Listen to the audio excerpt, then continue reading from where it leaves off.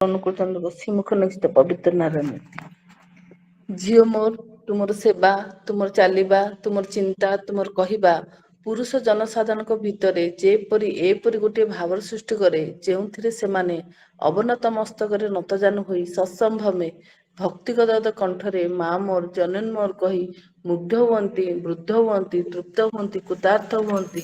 ତେବେ ହିଁ ତୁମେ ନାରୀ, ତେବେ ହିଁ ତୁମେ ସତୀ।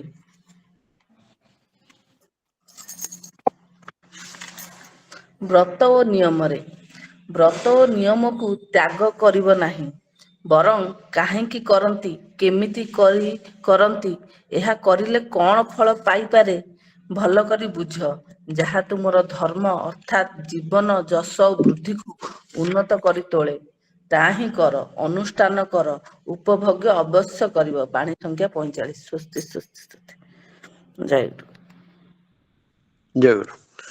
ନାରୀ ଗ୍ରନ୍ଥ ପାଠ କଲେ ଆମର ସଦା ଗୌରୀ ମା ଶ୍ରୀମତୀ ଗୌରୀ ବେହେରା ତାଙ୍କ ପରିବାର ସମସ୍ତଙ୍କର ସାର୍ବିକ ମଙ୍ଗଳ ପାଇଁ ଠାକୁରଙ୍କ ସେଇ ଜଣେ ପ୍ରାର୍ଥନା। ଜୟଗୁରୁ ମା। ବର୍ତ୍ତମାନ ସ୍ୱାସ୍ଥ୍ୟ ସଦାଚାର ସୂତ୍ର ଗ୍ରନ୍ଥ ପାଠ କରିବେ ଆମର ଜଣେ ଭିକାରୀ ଭାଇ ଶ୍ରୀତ ଭିକାରୀଚରଣ ପାତ୍ର। ସ୍ୱାସ୍ଥ୍ୟ ସଦାଚାର ସୂତ୍ର ଗ୍ରନ୍ଥ ପାଠ କରିବେ। ଜୟଗୁରୁ। ଜୟଗୁରୁ ଭାଇ। ପରମ ପ୍ରେମ ଶ୍ରୀ ଠାକୁରଙ୍କ ଚନ୍ଦ୍ରଙ୍କର ସେଇ ମୁଖ ନିଶ୍ଚିତ ସ୍ୱାସ୍ଥ୍ୟ ଓ ସଦାଚାର ସୂତ୍ର ପାଠ। ବାଧ୍ୟକୁ ଯଦି ସ୍ୱୀକାର କରିନିଅ ଆଉ ତୁମର ଯଦି ଝୁଁ ଥାଏ ସବୁ କିଛିକୁ ଗୋଟାଇ ନେବାକୁ ସେତେ ତୁମେ ସଂକୁଚିତ ହେଉଥିବ। ସ୍ଫୂର୍ତ୍ତି ନେଇ ଚାଲିଲେ ଯେତେ ଦୂର ଚାଲିପାରିଥାନ୍ତ ତା ଅପେକ୍ଷା ତୁମର ଅନୁଚଳନ ଅନୁସରଣ କ୍ଷୀଣକର ହେଉଥିବ, ତୁମେ ଠକିବ। ତେଣୁ କହେ ବାଧ୍ୟକୁ ଆସୁ ତୁମେ ଯେ ସବୁ ହଙ୍ଗାମା ଭାବିବାକୁ ଯିବ କାହିଁକି? ସାର୍ଥକତାରେ ଆଗେଇ ଯିବାର ଅନୁଚଳନକୁ ସାଙ୍ଗରେ ରଖି ତୁମେ ଚାଲ। ଯେତେ ଦୂର ଉଜ୍ଜନାରେ ଆଗେଇ ଯାଇପାର ତାହା ଯାଅ। ବାଣୀ ସଂଖ୍ୟା 24। ଜୟଗୁରୁ। ଜୟଗୁରୁ। ସ୍ୱାସ୍ଥ୍ୟ ସଦାଚାର ସୂତ୍ର ଗ୍ରନ୍ଥ ପାଠ କଲେ ଆମର ଜଣେ ଭିକାରୀ ଭାଇ ଶ୍ରୀତ ଭିକାରୀଚରଣ ପାତ୍ର ତାଙ୍କ ପରିବାର ସମସ୍ତଙ୍କର ସାର୍ବିକ ମଙ୍ଗଳ ପାଇଁ ଠାକୁରଙ୍କ ସେଇ ଜଣେ ପ୍ରାର୍ଥନା। ଜୟଗୁରୁ। ବର୍ତ୍ତମାନ ଆମେ ଭଜନ ଆରମ୍ଭ କରିବା। ପ୍ରଥମ ଭଜନ ପରିବେଷଣ କରିବେ ଆମର ବସନ୍ତ ଭାଇ ଶ୍ରୀତ ବସନ୍ତ କୁମାର ସାହୁ। ଦ୍ୱିତୀୟ ଭଜନ ପରିବେଷଣ କରିବେ ଆମର ଶ୍ରଦ୍ଧା କୁନା ଶ୍ରୀତ ବିଷ୍ଣୁ ବେହେରା। ତୃତୀୟ ଭଜନ ପରିବେଷଣ କରିବେ ଆମର ଶ୍ରଦ୍ଧା ରଶ୍ମିତା ମା ଶ୍ରୀମତୀ ରଶ୍ମିତା ଭଞ୍ଜ। ଚତୁର୍ଥ ଭଜନ ପରିବେଷଣ କରିବେ ଆମର ଶ୍ରଦ୍ଧା ଇନ୍ଦିରା ମା ଶ୍ରୀମତୀ ଇନ୍ଦିରା ସାହୁ। ଆଉ ପଞ୍ଚମ ଭଜନ ପରିବେଷଣ କରିବେ ଆମର ଶ୍ରଦ୍ଧା ଗାୟତ୍ରୀ ମା ଗାୟତ୍ରୀ ଦାସ। ବର୍ତ୍ତମାନ ଅନୁରୋଧ କରୁଛି ଆମର ବିଷ୍ଟ କଣ୍ଠଶିଳ୍ପୀ ସ୍ୱର୍ଣ୍ଣ ବସନ୍ତ ଭାଇ ଶ୍ରୀତ ବସନ୍ତ କୁମାର ସାହୁ ପ୍ରଥମ ଭଜନ ପରିବେଷଣ କରିବେ। ଜୟଗୁରୁ ଦାଦା। ଜୟଗୁରୁ ଭାଇ।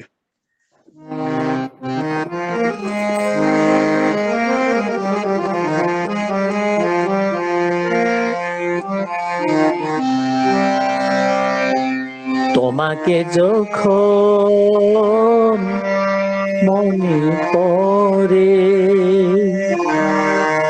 ধরা মনে হয় জনহীন।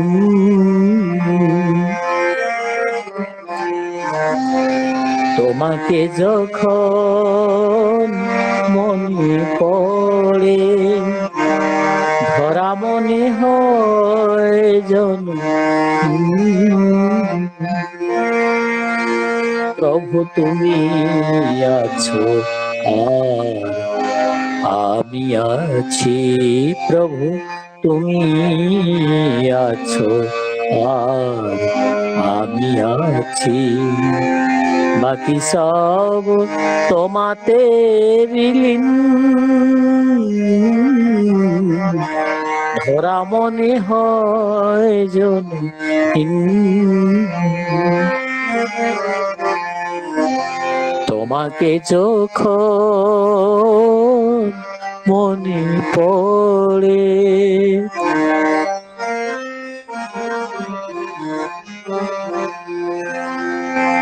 কি জাদু যে করেছো আমার, তোমাকে ভেবে ভেবে কোথা হতে বেলা বয়ে যায়। কি জাদু যে করেছো আমার, তোমাকে ভেবে ভেবে কোথাও হতে বেলা বয়ে যায়। তুমি আছো, তুমি জেগো আছো প্রভু, তুমি আছো, তুমি জেগো আছো। তাই মনে বাজে চিরদিন, ধরা মনে হয় যেন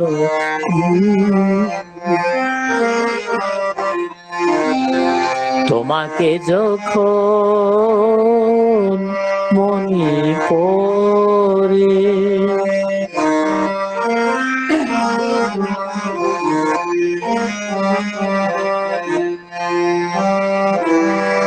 বুঝি না এ কেমন খেলা, সুন্দর নিয়ে আমাকে খেলিছ সারাটি বেলা। বুঝি না এ কেমন খেলা, সুন্দর নিয়ে আমাকে খেলিছ সারাটি বেলা। আজ আকাশ বাতাস ছায়া আলো সব কিছু লাগে গো ভালো। আজ আকাশ বাতাস ছায়া আলো সব কিছু লাগে গো ভালো। প্রভু তোমার হাসির দোলাতে, প্রভু তোমার হাসির দোলাতে আজ ত্রিভুবন হলো অমলিন। ধরা মনে হয় যেন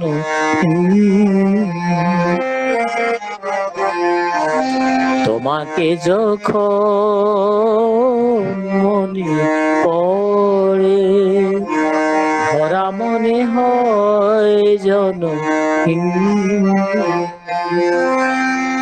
প্রভু তুমি আছো আর আমি আছি, প্রভু তুমি আছো আর আমি আছি। বাকি সব তোমাতে বিলীন, ধরা মনে হয় যেন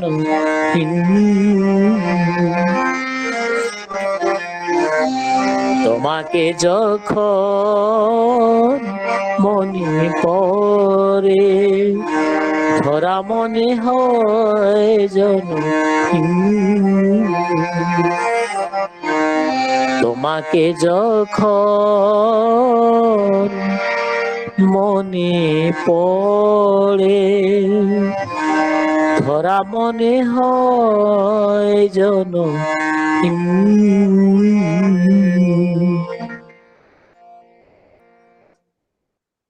জয় গুরু দাদা। জয় গুরু। খুব ସୁନ୍ଦର ଭାବରେ ଆମର ବିଶ୍ୱ କଣ୍ଠଶିଳ୍ପୀ ଆମର ସ୍ୱୟଂ ବସନ୍ତ ଭାଇ ସହିତ ବସନ୍ତ କୁମାର ସାହୁ ଖୁବ ସୁନ୍ଦର ଭାବରେ ପରମ ପୂଜ୍ୟ ଶ୍ରୀ ଶ୍ରୀ ଦାଦାଙ୍କର ବିରଚିତ ଏହି ଭଜନ ପରିବେଷଣ କଲେ। ତାଙ୍କର ତାଙ୍କ ପରିବାର ସମସ୍ତଙ୍କର ଶାରୀରିକ ମଙ୍ଗଳ ପାଇଁ ଠାକୁରଙ୍କ ଶ୍ରୀଚରଣ ପୁନର୍ବାର ପ୍ରାର୍ଥନା। ଜୟ ଗୁରୁ। ଜୟ ଗୁରୁ ଦାଦା। ବର୍ତ୍ତମାନ ପରବର୍ତ୍ତୀ ଭଜନ ପରିବେଷଣ କରିବେ ଆମର ଅନ୍ୟତମ ବିଶ୍ୱ କଣ୍ଠଶିଳ୍ପୀ ଆମର ସହିତ ପୁନଃ ଶ୍ରୀଯୁକ୍ତ ବିଶ୍ୱରଞ୍ଜନ ବେହେରା ପରବର୍ତ୍ତୀ ଭଜନ ପରିବେଷଣ। ଜୟ ଗୁରୁ। ଜୟ ଗୁରୁ। ମନ ମନ୍ଦିରରେ ତୁମେ ଏକା ସାଥୀ, ଆଉ ମୋର କେହି ନାହିଁ। ଭାବି ମୁଁ ନଥିଲି ଆସିବ ଜୀବନେ, ଭାବି ମୁଁ ନଥିଲି ଆସିବ ଜୀବନେ ଅମୃତ ଭରିବା ପାଇଁ, ଅମୃତ ଭରିବା ପାଇଁ। ମନ ମନ୍ଦିରରେ ତୁମେ ଏକା ସାଥୀ ଆଉ ମୋର କେହି ନାହିଁ। ମନ ମନ୍ଦିରରେ ତୁମେ ଏକା ସାଥୀ ଆଉ ମୋର କେହି ନାହିଁ। ଭାବି ମୁଁ ନଥିଲି ଆସିବ ଜୀବନେ অমৃত ভরিবা পাই। অমৃত ভরিবা পাই মন মন্দিরে তুমি একা সাথী ଆଉ ମୋର କେହି ନାହିଁ। ସଜାଇ ରଖିଛି ବରଣର ଡାଳ ରଜନୀ ଗନ୍ଧର ମାଳ ସହିପାରେ ନାହିଁ ତୁମରି ବିରହ ବିତିଗଲା କେତେ କାଳ। ଦରଦୀ ଓଠର ବିରତିର ସୁର ଦରଦୀ ଓଠର বিরতির সুর ମୋ সুরে দিও ঝরাই। ମୋ সুরে দিও ঝরাই মন মন্দিরে তুমি একা সাথী ଆଉ ମୋର କେହି ନାହିଁ।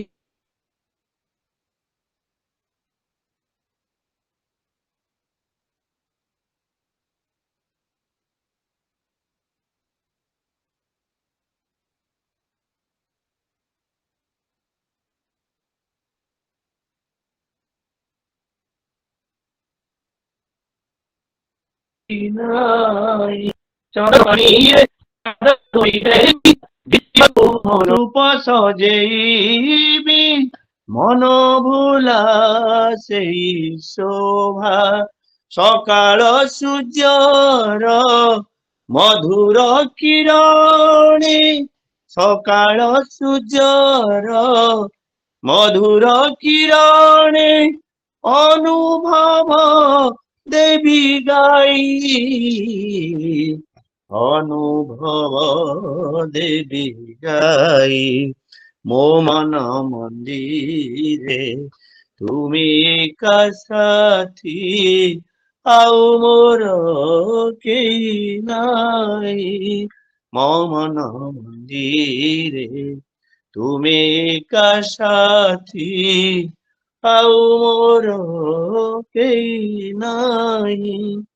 ସୁଖ ଦୁଃଖ ଆଉ ଜୀବନ ଦର୍ଶନେ ସବୁ ତ ତୁମ କରୁଣା ଗ୍ରହ ତାରା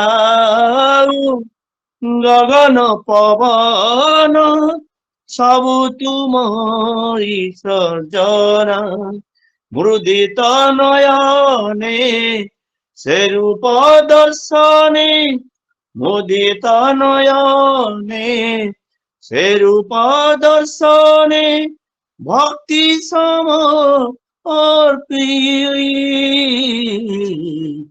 ভক্তি সুমন অর্পই মন মন্দিরে তুমি একা সাথী ଆଉ ମୋର କେହି ନାହିଁ।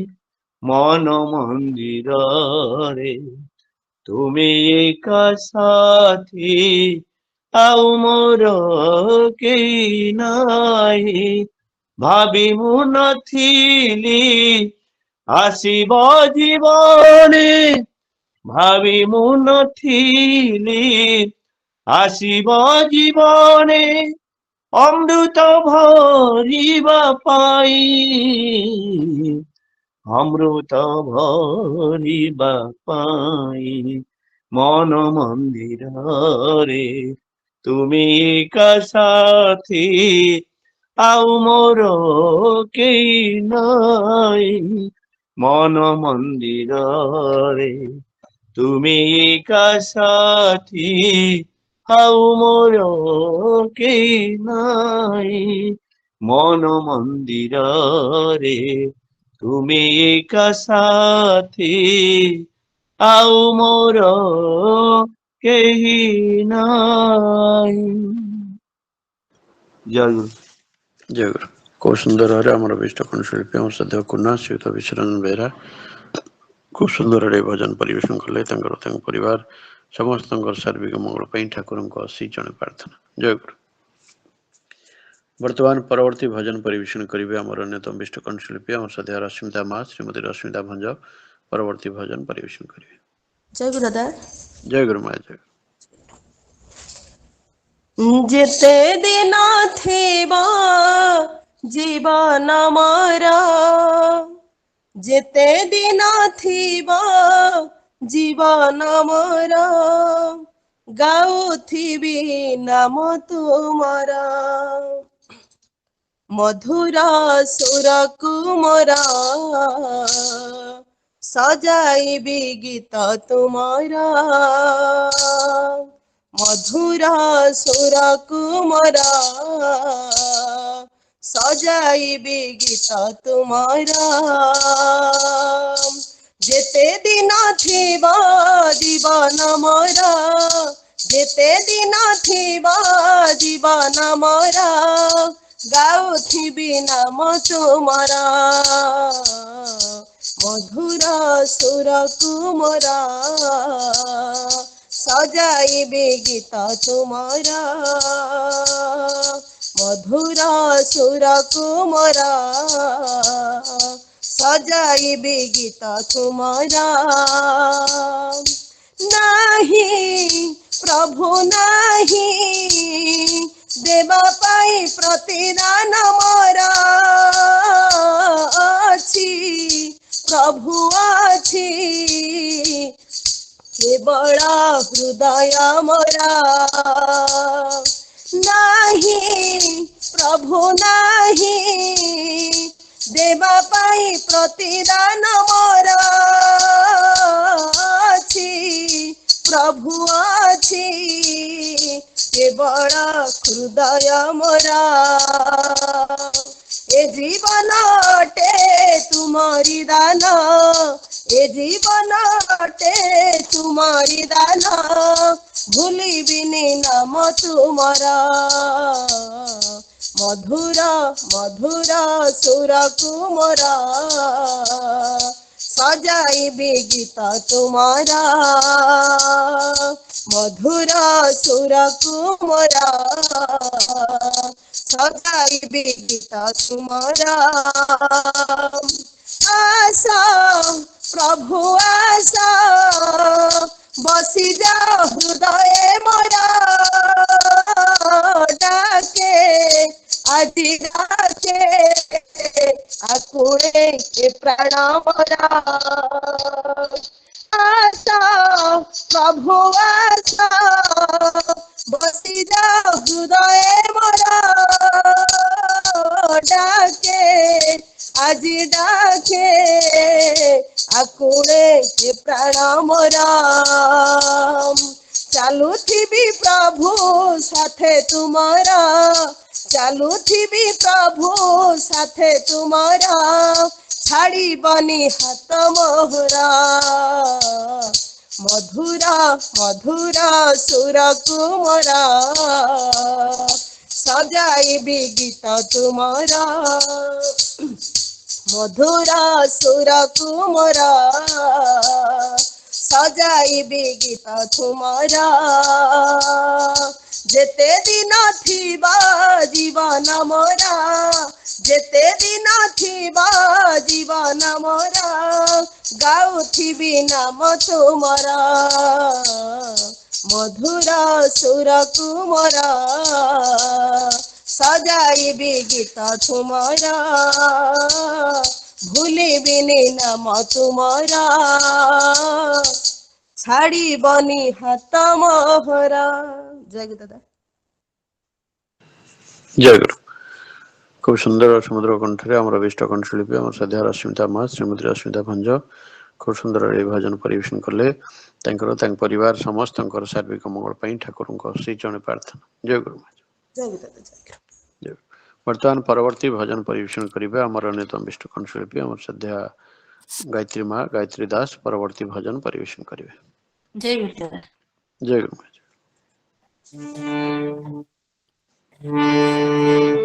ତୁମ ଶ୍ରୀ ରଙ୍ଗା ଚରଣୀ ଘେନ ମୋର କୋଟି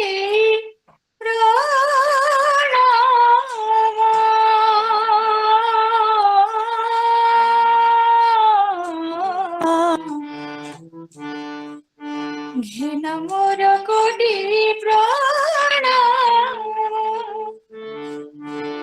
তুম শ্রী রঙ্গা চরণে ঘেন মোর কোটি ঘেন মোর কোটি অসন্ত বুকুরে বড়ি দিও তুম অসন্ত বুকুরে বড়ি দিও তুম প্রশান্তির প্রীতি চন্দন ঘেন মোর কোটি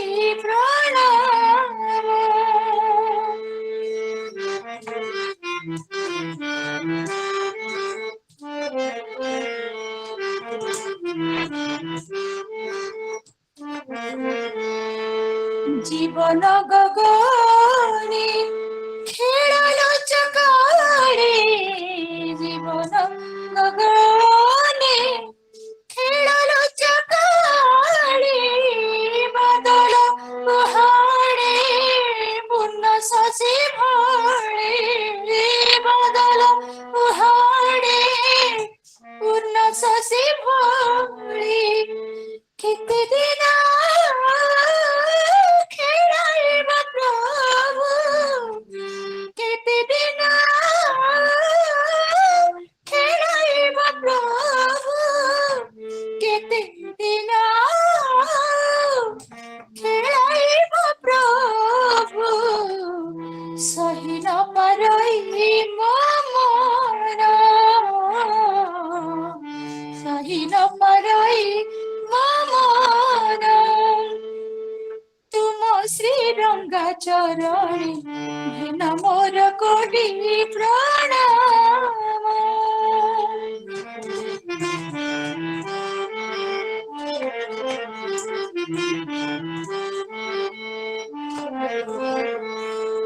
আহা কি মধুর তব পুণ্য নাম আহা কি মধুর তব পুণ্য নাম জপুথিলে নীতি সন্ত হুয়ে মন জপুথিলে নীতি সন্ত হুয়ে মন অন্তরে জাগায় সদা ভক্তি জ্ঞান অন্তরে জাগায় সদা ভক্তি জ্ঞান অন্তরে জাগায় সদা ভক্তি জ্ঞান প্রেমানন্দে প্রাণে মগন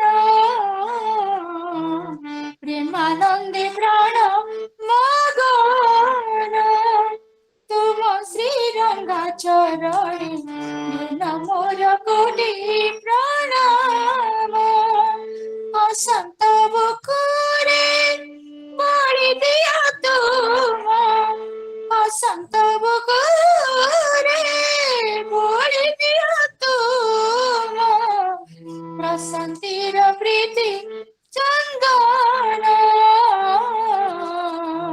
প্রশান্তির প্রীতি চন্দন তুম শ্রী রঙ্গা চরণে ঘেন মোর কোটি প্রণাম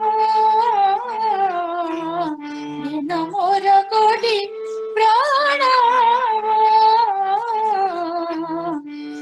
ঘেন মোর কোটি প্রণাম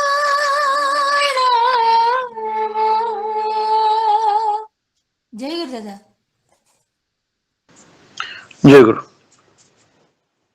খুব সুন্দর সমুদ্র ললিত কণ্ঠরে আমার বিষ্ট কণ্ঠশিল্পী আমার শ্রদ্ধা গায়ত্রী মা গায়ত্রী দাস খুব সুন্দর এই ভজন পরিবেশন কলে তাঙ্কর ତାଙ୍କ ପରିବାର ସମସ୍ତଙ୍କର ସାର୍ବିକ ମଙ୍ଗଳ ପାଇଁ ଠାକୁରଙ୍କ ସେଇ ଜଣେ ପ୍ରାର୍ଥନା। ଜୟ ଗୁରୁ।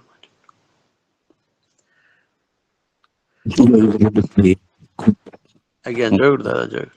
ଭଲ ଲାଗିଲା ଆଜ୍ଞା ଏ ରଚନାଟି ବି ଭଲ ହେଇଛି ଆଜ୍ଞା ବଢିଆ ଇଏ ଲେଖିଛନ୍ତି ଭଲ ହେଇଛି ଖୁବ ଭଲ ଲାଗିଲା ଆଜ୍ଞା ଆଜ୍ଞା ଆଜ୍ଞା ଜୟ ଗୁରୁ।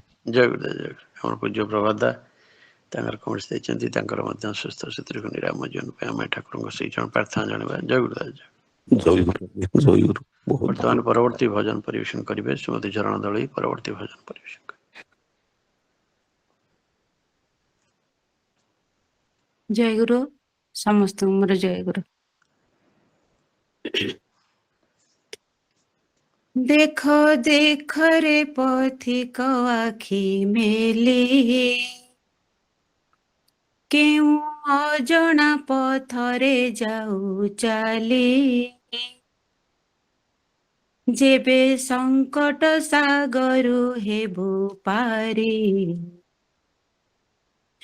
ଭଜ ସତ ନାମ ସ୍ମର ସତ ନାମ ସତ ନାମ ଭଜ ଦେବାନିତି ଭଜ ସତ ନାମ ସ୍ମର ସତ ନାମ ସତ ନାମ ଭଜ ଦେବାନିତି ଦେଖ ଦେଖ ରେ ପଥିକ ଆଖି ମେଲି କେଉଁ ଅଜଣା ପଥରେ ଯାଉ ଚାଲି ଦେଖ ଦେଖ ରେ ପଥିକ ଆଖି ମେଲି କେଉଁ ଅଜଣା ପଥରେ ଯାଉ ଚାଲି ଯେବେ ସଙ୍କଟ ସାଗରୁ ହେବୁ ପାରି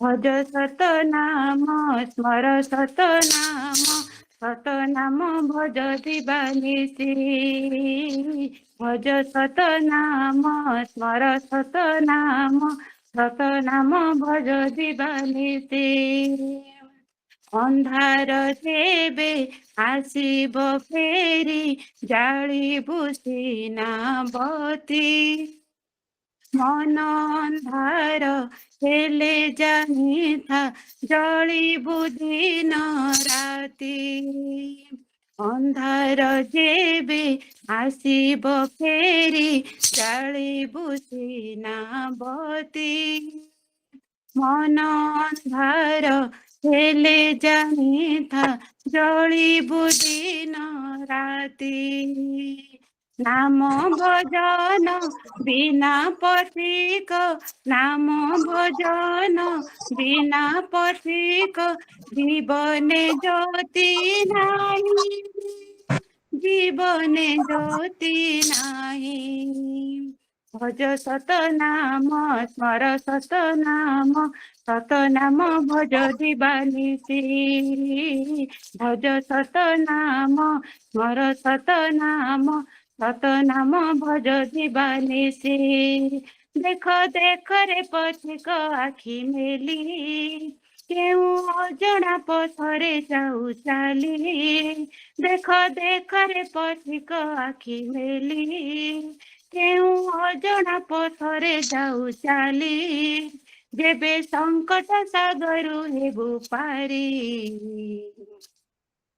ଭଜ ସତ ନାମ ସ୍ମର ସତ ନାମ ସତ ନାମ ଭଜ ଦିବାନିସି ଭଜ ସତ ନାମ ସ୍ମର ସତ ନାମ ସତ ନାମ ଭଜ ଦିବାନିସି ଆଶାର ନଦୀ ଛୁଟିବ ସିନା ଶୋଷ ମେଣ୍ଟିବ ନାହିଁ ବିଧି ଲଙ୍ଗୀନ ଯିବୁ ନିଜ ଆଖିର ଲୁହ ପିଇ ଆଶାର ନଦୀ ଛୁଟିବ ସିନା ଶୋଷ ମେଣ୍ଟିବ ନାହିଁ ବିଧି ଲଙ୍ଗୀନ ଯିବୁ ନିଜ ଆଖିର ଲୁହ ପିଇ ଜୀବନ ଦଣ୍ଡ पर आश्रय जीवन दंड पर आश्रय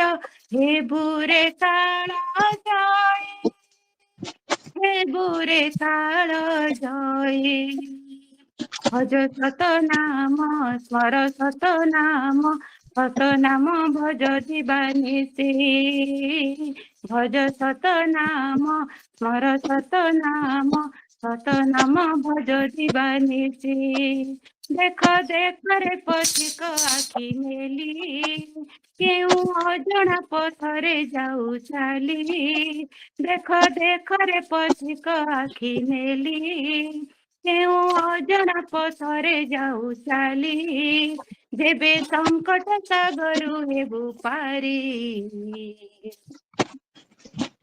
भज सतनाम स्मर सतनाम भज दिवानिशि भज सतनाम स्मर सतनाम भज दिवानिशि देख देख रे पथिक आखि मेली केउ अजଣା पथरे जाऊ चाली देख देख रे पथिक आखि मेली केउ अजଣା पथरे जाऊ चाली देवे संकट सागरु हेबु पारी भज सतनाम स्मर सतनाम भज दिवानिशि भज सतनाम स्मर सतनाम भज दिवानिशि भज सतनाम स्मर सतनाम भज दिवानिशि जय गुरु जय गुरु ईश्वर दादा जय पार्वती गुरु प्रणाम ईश्वर पार्वती माँ को मोर जय गुरु प्रणाम दादा जीवन जय गुरु प्रणाम जगन्नाथ पाखरे आपण मानकर मंगल कामना करुछि जय गुरु जय गुरु जय गुरु आज्ञा जय जय गुरु जय गुरु आमर पूज्य प्रभादा कमेंट्स देइछिन्दी पुनर्बार तांकर सर्वविध तांकर परिवार सर्वविध मंगल पई ठाकुर से प्रार्थना जनेबा वर्तमान जय गुरु दादा जय गुरु आज्ञा जय गुरु जय गुरु वर्तमान कीर्तन परिवेशन करिवे हमर श्रद्धा दल भाई सुक्त दल चंद्र विशी एवं तांकर साथी माने कीर्तन परिवेशन करिवे।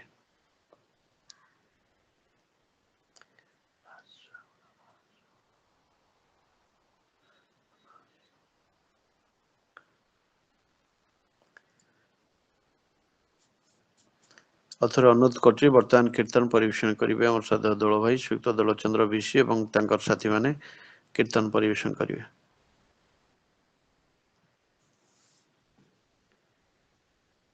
जय गुरु मां दल भाई जॉइन करना दी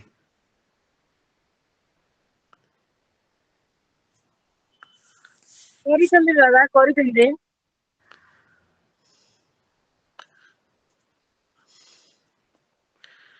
आउथर अनुरोध करछि वर्तमान कीर्तन परिवेशन करिवे हमर श्रद्धा दल भाई सुक्त दल चंद्र विशी एवं तांकर साथी माने कीर्तन परिवेशन करिवे।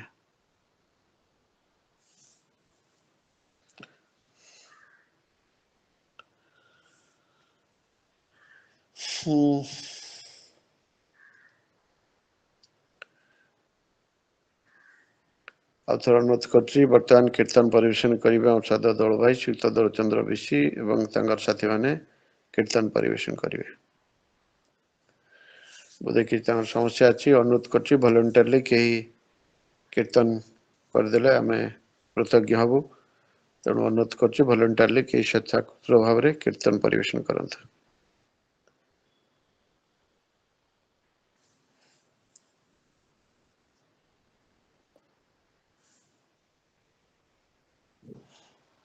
टोला भाई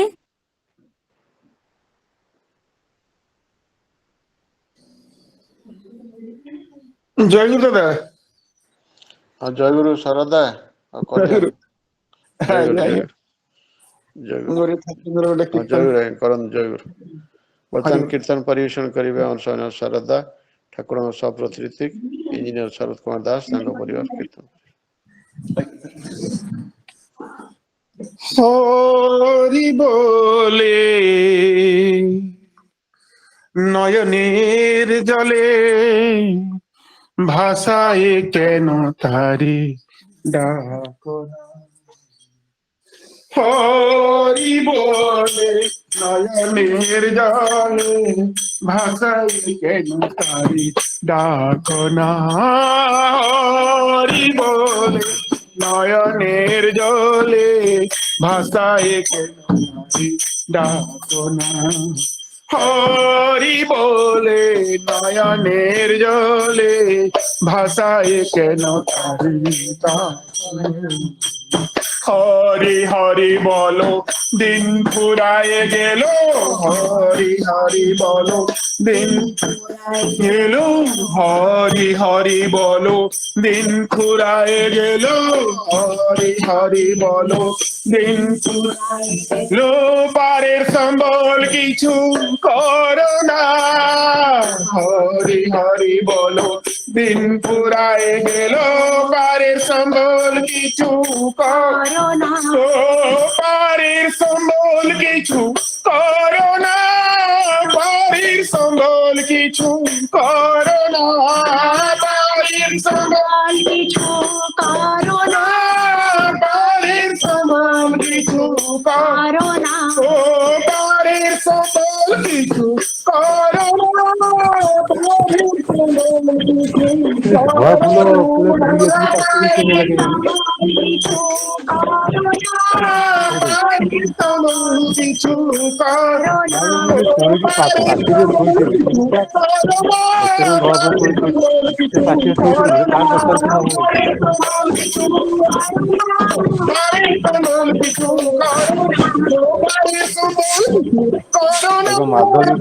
ମାଧବୀ କଣ ଯାଇନି ନାରୀ ମୁଣ୍ଡ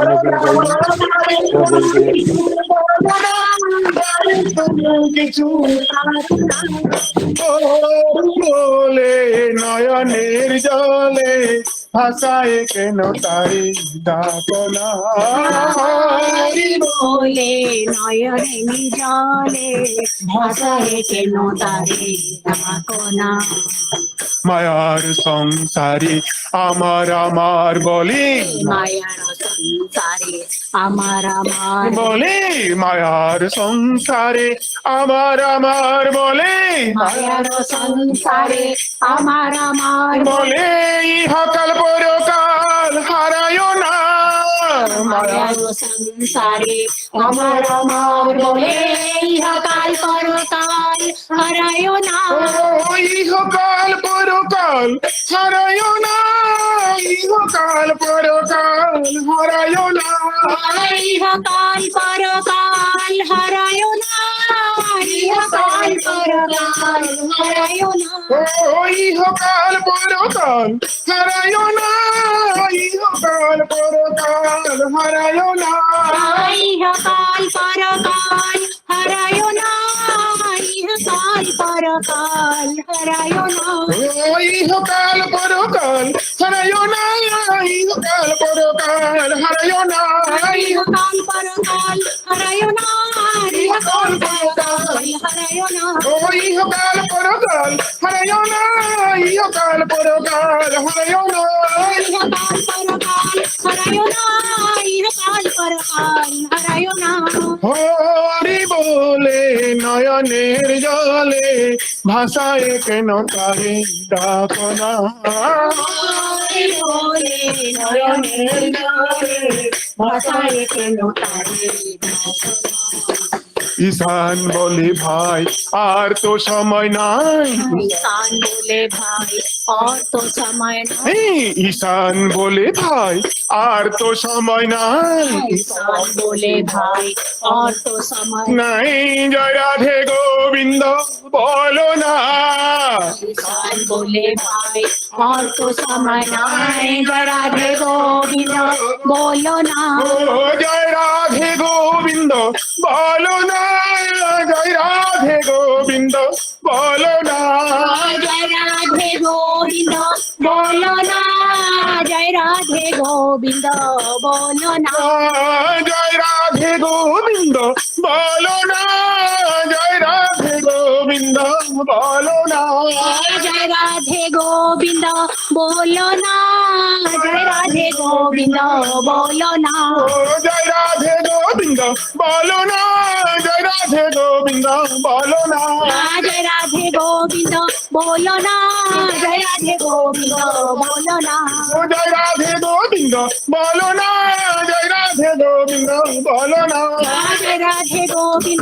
बोलो ना जय राधे गोविंद बोलो ना जय राधे गोविंद बोलो ना जय राधे गोविंद बोलो ना जय राधे गोविंद बोलो ना जय राधे गोविंद बोलो ना हरि बोले नयनेर जले भाषाए केन तारे डाकना हरि बोले नयनेर जले भाषाए केन तारे डाकना जय गुरु जय गुरु जय गुरु समस्त जय गुरु जय गुरु खूब सुंदर भाव आमर ठाकुर सप्रतिनिधि आम स्वानी शारदा इंजीनियर शरद कुमार दास एवं धर्मपत्नी और श्रद्धेय स्मिता माँ श्रीमती स्मिता दास खूब मिलित भाव खूब सुंदर कीर्तन परिवेषण कले एवं सहित सुकन्या सुनंदना सी सामिल अच्छा श्रद्धा परिवार समस्त सर्वविध मंगल ठाकुर श्री चरण प्रार्थना जय गुरु जय गुरु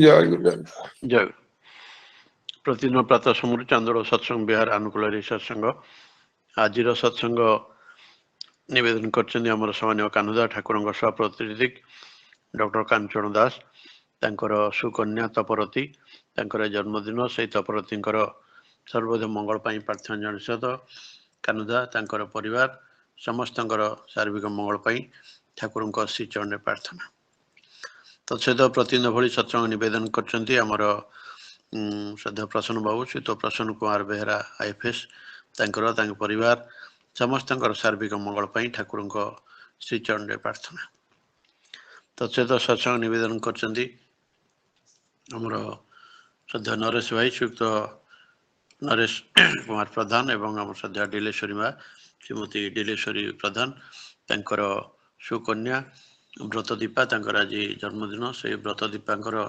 सर्वध मंगल प्रार्थना जन सहित नरेश भाई डिलेश्वरी माँ तांकर परिवार समस्त सार्विक मंगल ठाकुर श्री चरण प्रार्थना तत्सहित सत्संग निवेदन करछन्ती हमर सामान्य भिखारी भाई श्रीयुक्त भिखारी चरण पात्र तांकर सुपुत्र हमर भवेश बाबू श्रीयुक्त भवेश सुंदर पात्र तांकर जन्मदिन से भवेश सर्वध मंगल प्रार्थना जन सहित भिखारी भाई सविता माँ परिवार समस्त सर्वध मंगल ठाकुर श्री चरण प्रार्थना तत्सहित सत्संग निवेदन करछन्ती हमर श्रद्धेय समिष्ट भाई श्रीयुक्त समिष्ट महांती एवं आमर श्रद्धेय सस्मिता माँ श्रीमती सस्मिता महांती तांकर सुपुत्र सीमांचल तांकर आज 7म वार्षिक जन्मदिन से सीमांचल सर्वध मंगल प्रार्थना जन सहित समिष्टि भाई एवं सस्मिता माँ तांकर परिवार समस्त सर्वध मंगल ठाकुर श्री चरण प्रार्थना तत्सहित सत्संग निवेदन करछन्ती हमर श्रद्धेय पूर्ण भाई श्रीयुक्त पूर्णचंद्र महांती एवं श्रद्धेय आभाराणी माँ श्रीमती आभाराणी महांती तांकर सुपुत्र देवाशीष तांकर आज गोटे एग्जाम अच्छी हाईकोर्ट एग्जाम अच्छी तांकर सफलता कृतित्वता आम ठाकुर श्री चरण प्रार्थना जन सहित पूर्ण भाई एवं आभाराणी माँ तांकर परिवार समस्त सर्वध मंगल ठाकुर श्री चरण प्रार्थना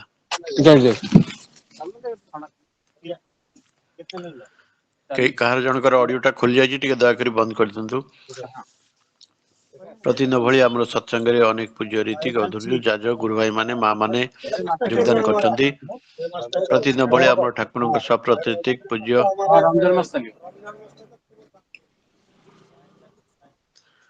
सर्वश्री विजयभूषण मिश्र विचितानंद आचार्य ब्रजबंधु बेहरा डॉक्टर नगरनाथ स्वाई डॉक्टर सीताकांत दास डॉक्टर सुमत कुमार मिश्र डॉक्टर पवित्र कुमार मेकअप डॉक्टर पंचाल मिश्र दिवाकर स्वाई इंजीनियर काशीनाथ त्रिपाठी इंजीनियर वैजय चरण साहू इंजीनियर सच्चिदानंद Mallik engineer Sharad Kumar Das engineer Shashank Shekhar Behera engineer युवराज प्रसाद जगदीश चंद्र साहू कैलाश चंद्र बेहरा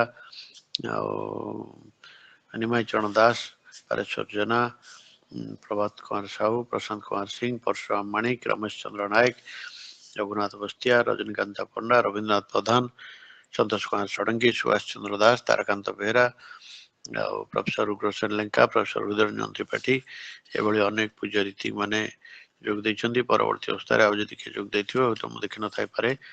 आम पाखरे ठाकुर कथा आज जे तोड़ी धरबे आम समस्ते जानी अनेक थर ठाकुर कथा शुणी आसुच्चंती।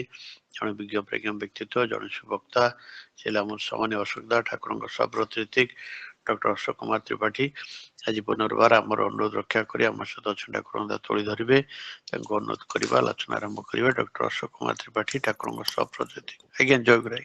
जय गुरुदाता जय गुरु। जय गुराई।